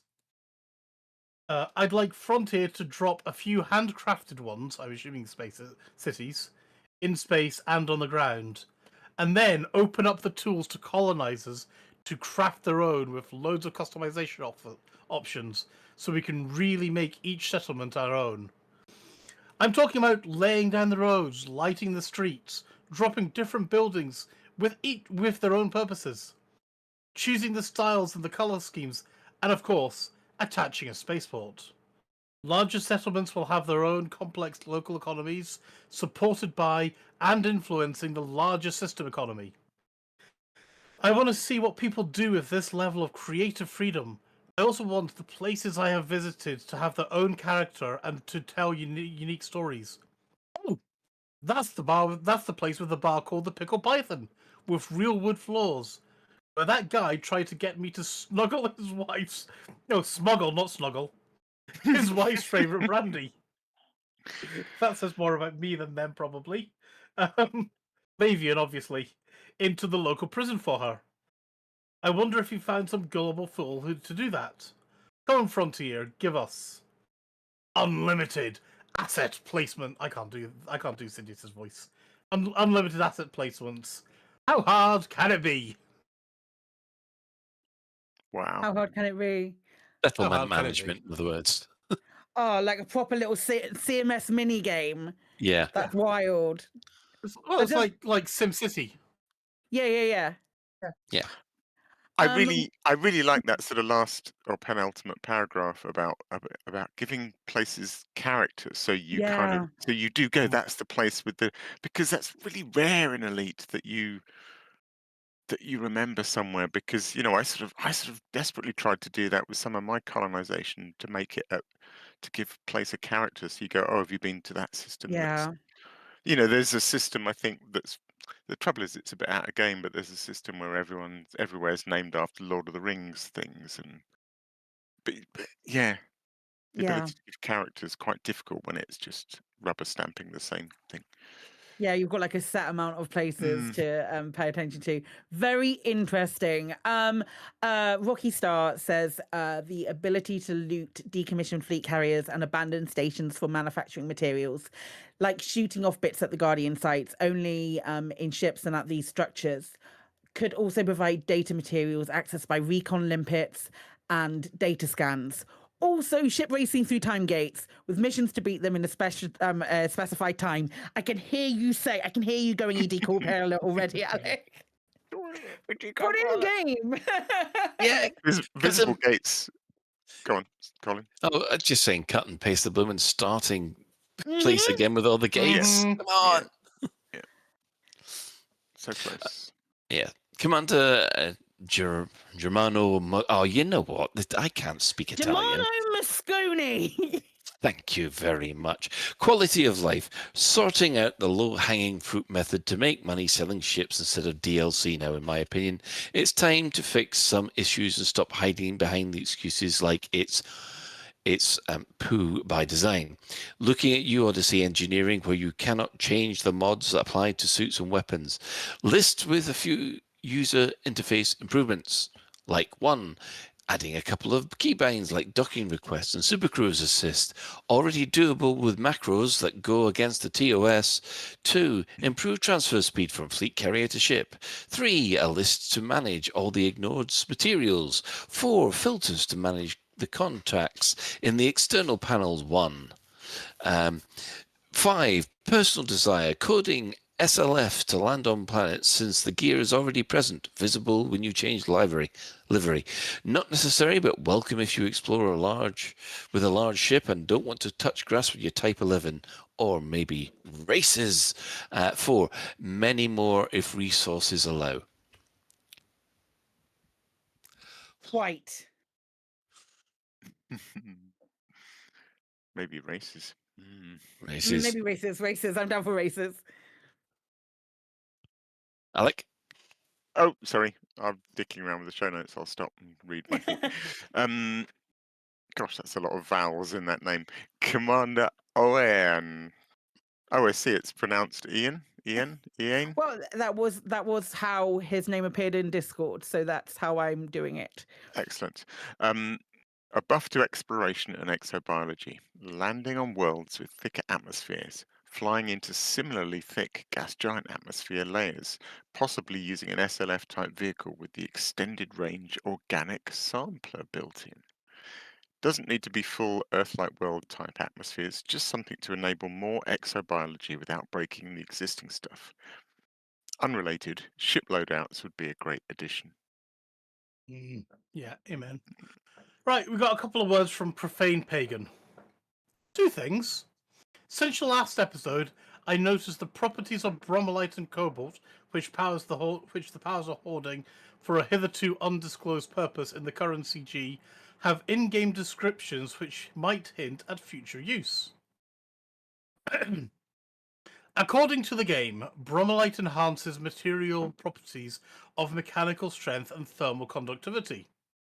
Cobalt is mainly used for creating high-temperature alloys, also has biotech applications. I'd say this info could corroborate my theory about the importance of the Jovian moons with high volcanic activity in the permit clock system. Next, I know I am projecting what I wish for, but I think there is a non-zero chance that FDev is working on an overhauled narrative storytelling system, both in the game and on the back end. Our game would sure need it. I would love if they worked on modern narrative visual feedback mechanisms. The most recent updates of the Odyssey engine support pop-up videos, animations, so imagine scanning a data log and seeing a video or a picture, maybe the portrait of the writer on the log, instead of the old text-based messages in the comms panel. Such in-game windows could hide more information, maps, riddles, etc. The brilliant work of Commander Thogasu and Commander Optimus Koala at... Claire, would you like to take this? I don't speak French. I just let the funky music do the talking. Proves how well such modern narratives features enhance player experience. Excuse me while I page down. Bloody hell. Moreover, with all of this, I am pipe dreaming about a back-end overhaul of the mission design as well, so the narrative and gameplay designers could have more tools in creating adventures, missions, and events more effectively. That was crap. I low-key also wish for FDev utilizing Odyssey's potent character creator tool to make portraits for notable characters which appear in-game and in Galnet articles. For example, a digital and damaged student card of Terry Tora. I'm all for world building. A feckin' man. That's a great... Yeah, love all those ideas. Yeah, but the problem is that I'm thinking of all the stuff that does need to go into that, and half the time I'm there thinking that's going to have to be AI if they're going to have to do that stuff. Yeah, and we all know how we feel about that. Yeah, exactly. That's exactly where I went with that. I went with the best will in the world, and I do appreciate that Elite Dangerous does a lot of lovely stuff, but they do pack a shit ton of AI into their art, and I'm fundamentally, obviously opposed to that. So I don't referring know if to it because they've already got character. They've already got character gen and proc gen. Yeah, 100%. Yeah, but we've got all the proc gen. Absolutely, and they did that. And when we were talking before the show started, we did that about what they could move from like the Cobra engine, Jurassic to Elite and all of that. And initially with Jurassic World, they said it was going to be using AI to do the character generation, and then they got rid of that, and they use their own proc gen stuff or their own generation. So. It's whenever you bring up. Would you be okay with proc gen art instead 100%. Of AI art? Absolutely.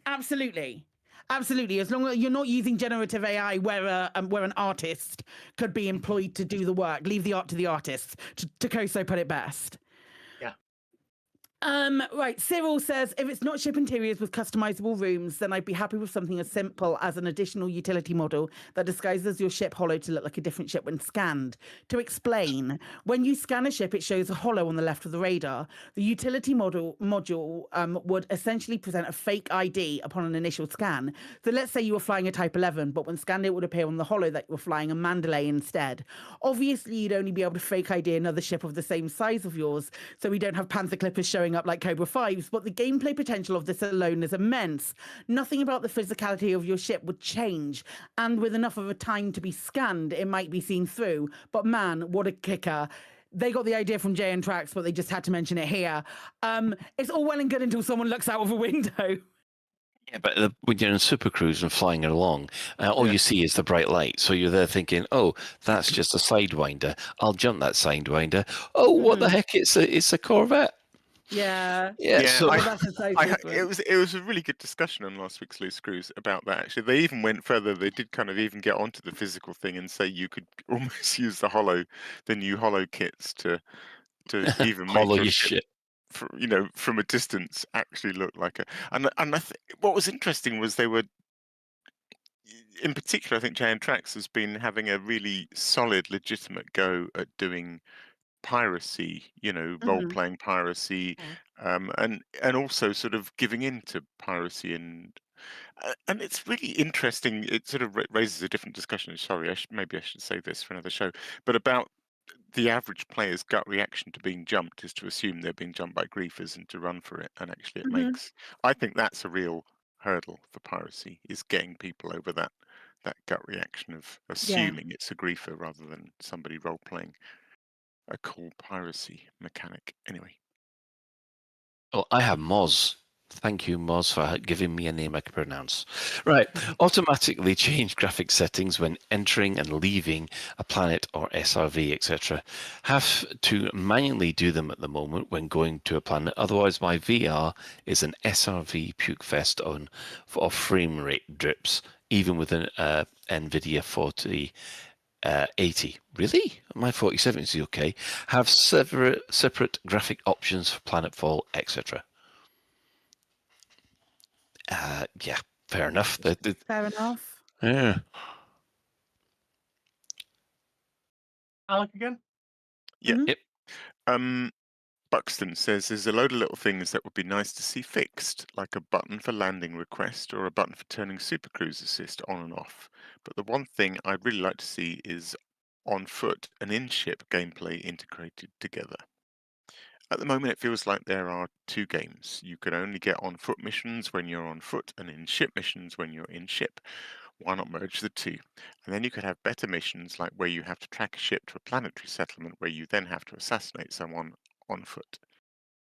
Yeah, that's one of the things that it's Yeah. always been a bugbear of mine. Mixed ship on foot, or chain missions, which have a bit of both. Yeah. Make one game, not two. Yeah. Mm-hmm. Right. A packet of crisps is saying, just in case anyone is missing them on the bingo cards. Ship interiors, full fruit VR, landable Earth-like worlds, landable water worlds, EVA. A revamp of exobiology would be nice. The extra Dyson scanner range was nice, but only helpful if you can get close enough to... Oh, sugar, I'm getting attacked. Only... Alec, do you want to take over while Ben's dealing with something else? Sure. Where did he get to? A revamp of exobio. A revamp of exobiology. Take it away. Are you back, Ben? I can be. Yeah. A revamp of exobiology would be nice. The extra Dyson scanner range was nice, but only helpful if you can get close enough to the plant's range for them to show up in the first place. We still need something better than the Mark 1 eyeball in normal space. Maybe some improvements to passenger missions, include some planet bases, could take replacement staff down to the settlement after a commander went down to get some superglue, or as part of base reactivations. Chain missions, so rather than going A to B, a mission could get you doing A to B to C to D, which would be a mixture of space and on-foot stuff, which would help bring the two parts of the game together. Colonization in Colonia. Colonization from Colonia, 100%. Yes. That would be very fun. Right, we're all prepared for this one now, Claire. Okay, so everyone's on holiday, but he was chatting in stream on Friday, and I was like, you know what it's going to be, so you can send it me early. So he DM'd me this on Saturday, so buckle in. You have no idea how hard it was to cherry pick from my wish list of possible ideas for a new feature / enhancement to the game. So as not to write an entire show's worth of just my thoughts, I've picked two, maybe not the best, but still worth airing in my opinion. This is hard for me. I hope you appreciate my pain. So, okay, let's do this. Deep breath, everyone. Firstly, it's something I have wondered about for some time. Everybody loves the CGs that Frontier put out. It encourages players to do game loops that they might not have bothered with without the CG. However, could Frontier allow the game to evolve from a galaxy simulator with static events to a living player-driven galaxy? The idea of player-generated community goals, essentially commander contracts, mini CGs, would transform immersion, giving squadrons real narrative agency, and actually help Frontier offload the bottleneck of manually curated CGs. If requesting one from support is still a thing now, it isn't. It hasn't been for many, many years. It doesn't replace their CGs, but allows players to generate their own story and narrative for other players to engage with. Of course, the player base being the player base it is, looks around the room, you know who you are. Frontier would have to set it up with modular templates and language filters. The payouts would have to be on a smaller scale, maybe funded directly by the player and or squadron posting it, depending on the task, etc. I'm sure Frontier can work out the balance for this. Of course, not here to teach anyone how to suck an egg or whatever your preference might be. Okay, on to idea number 2, terraforming. At present, terraforming exists in 3 superficial ways. A planetary tag, but used by explorers and the BGS for minor economic modifiers, as an economy type for colonization, and an occasional CG, maybe 1 or 2 in history, to be fair. Apart from that, it's a tease that something could be done with these candidates, but the players can't actually do anything more with them, making the most advanced technological process in the lore a footnote, when it could be one of Elite's most epic communal endeavors. Players already collect exploration data. There are commodities that we rarely trade with, like atmospheric processes, land enrichment, etc. Mine volatiles and scan exobiology. All of those mechanics can be woven together into a new loop of planetary transformation that can fundamentally alter the face and economy of systems. We could have planetary survey missions, say from stations orbiting these bodies, using enhanced DSS and exobio tools. Have a new module, Terraforming Analysis Suite, that allows for data collection via probes or surface beacons, including atmospheric composition, tectonic stability, hydrological distribution, and biosphere potential. These data packages can be collected from probes over time and sold to factions/corporations to unlock terraforming feasibility reports, granting commanders the rights, under similar timescales to colonization, to initiate the terraforming process. Seriously, I can go long and deep into this idea. Bold of you to say that you haven't done that already, but I'm happy to hang out for others to think on and discuss if they want. Besides, the Mediterranean sun and the sangria are calling my name, or just calling me names. It's hard to tell at my age. Cheers, peeps! You know, that is I love it. yeah, one area of functionality we all forgot about is terraforming. Imagine what you could do with that. That sounds amazing. It does sound amazing. It I'll add that to the thread. I've locked the thread now. I always lock the threads now, so we just have a record of them. What would be the end result of terraforming a planet? Like an Earth-like, maybe. It'd be like Mars, wouldn't it? So there's the problem. Like the transformation of a planet. I love all the steps. I love all the steps that they've outlined here. But the trouble is, currently, the only end result you could do currently is to have a few fungi scattered around. You know, that's the most kind of. I don't know what you think when you think terraforming, but I sort of think of the Genesis probe in Star Trek. Yeah. But obviously, the end result of that, we don't have that in Elite, so you kind of need that first before you can have terraforming. I wonder maybe if that is a very, very that could be like a very, very distant end goal. So there's a bunch of different steps to look at first, like a bunch of different steps in the whole exobiological sphere. So more planets that you can land on, just more general as far as like exobio is concerned. And then as their final sort of like, hey, here you go, here's all the tools that you need, colonize,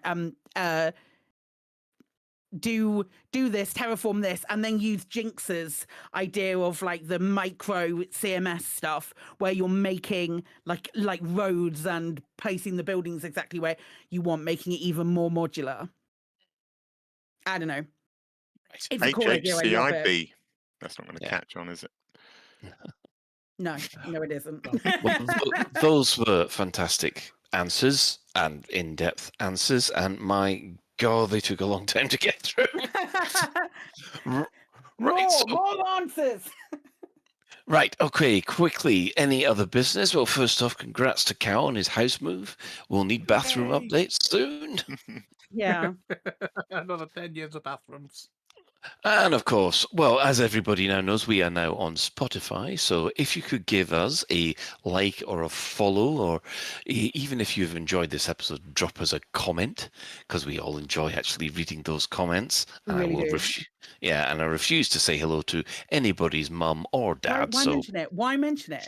Yeah, because they've already started in the chat room. Thanks, Ben. Ben, it doesn't matter. So yes, we anything.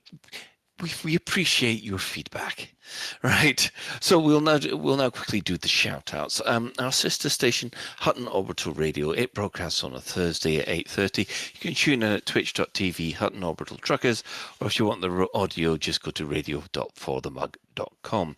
For the discerning commander that likes a bit of CQC action, check out the CQC Discord at discord.me/Elite Dangerous CQC.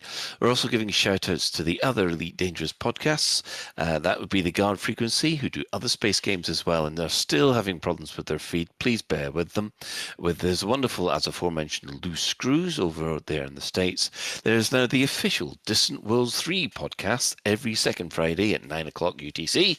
And if you speak French, I just let the funky music do the talking. It is 7 o'clock UTC, 1900, just to clarify on the previous one, but I do let the funky music do that talking. Thank you for that lovely You're correction. welcome. And yeah, so there's the Elite the Dangerous podcast, who also do these wonderful space missions as well. Following this, we have the latest Galnet News Digest provided by Commander Witherspoon and Commander Beetlejude. And thanks to all those who have chipped in on the Twitch chat and the in-game commanders. We have the Galactic Gremlin, the Jibs Effects, and of course Profane Pagan, who've all joined Apathis in the bar.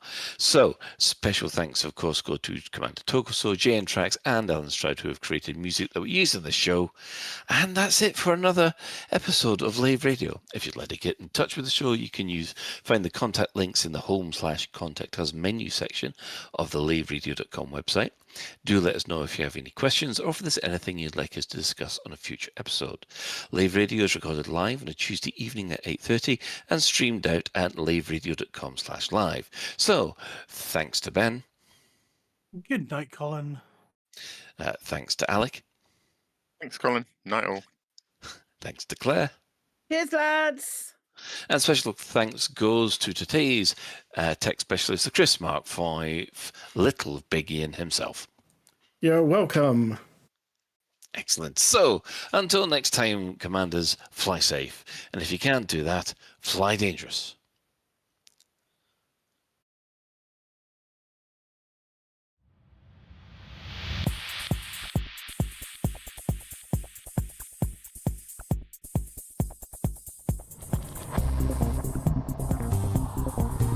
Is your life like this? Sounds like someone having an orange inserted.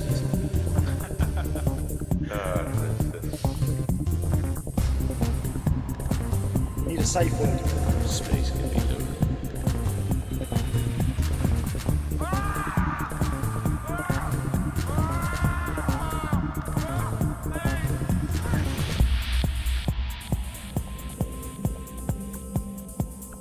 I'm gonna see the galaxy.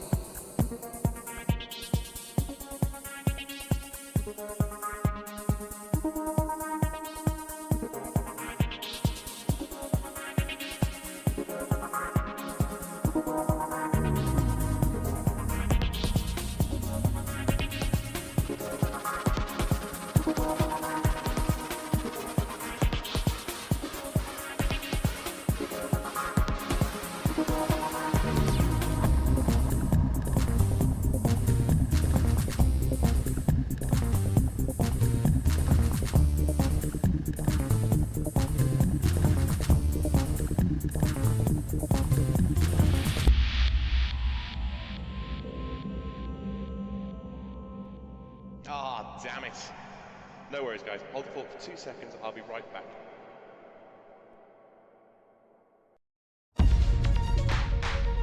Galnet News Update, 21st of October, 3311.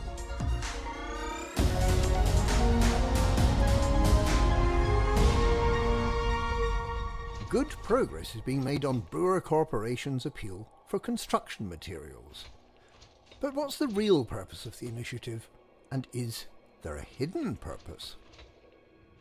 It was back in August when Professor Frank Radix put out his appeal for help tracking down his missing student, Terry Tora. Terry, a field researcher and exobiology student, fortunately had access to a handy supply of inflatable communications beacons, which she left behind as a trail we could follow to track her down. Within a few days the trail had been followed as far as it could be. Terry was aboard a survey vessel operated by the October Consortium, which was working on behalf of an unnamed client to conduct surveys in neighbouring systems. Terry said she was sure they were searching for something of interest to explorers and exobiologists, and that the HIP 87621 system, permit-locked but accessible to October Consortium ships, is where the secret lies. 2 October Consortium megaships, the Cygnus and the Orion, are stationed in nearby systems, but neither has shown any sign of moving for at least the past month. Lexi October, the head of October Consortium, has since confirmed that she holds the permit lock to the system and that her interest is restricted to several planetary bodies in that system. Speaking on the 9th of October, she said that a confidentiality agreement with her client meant that she was not at liberty to reveal further details about the discovery, but she said that details would be made public in due course. Less than a week later, on the 14th of October, the superpowers all started expressing an urgent interest in colonising the area immediately surrounding the permit-locked HIP 87621. Professor Radix got back in touch, suggesting that pledging to a power might make it easier to stay in the loop and find out what's going on. Simultaneously, Brewer Corporation reported a rush of demand for new starports and asked for help sourcing very large quantities of cobalt and bromellite to help it satisfy this demand. It's this appeal for commodities that's currently in progress, with commanders mining and trading to win the rewards, a Brewer decal and a size 5 pre-engineered cargo rack, as well as vast wealth from selling goods at inflated prices. The superpowers' messages urged commanders to help with this effort. A couple of days after the superpowers made this plea, slightly modified communications were issued, no longer the Empire, the Federation or the Alliance. Now it's each individual power that wants a stake in the area surrounding HIP 87621. It's not the Alliance, it's Mahan or Kane you're working for now. Does this mean there's going to be a struggle for territory in the region?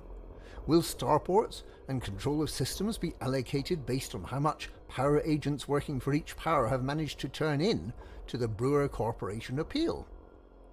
What's the reward that each power is so keen to claim for themselves? What exobiological wonder has been discovered in HIP 87621, and when will we get to see it for ourselves?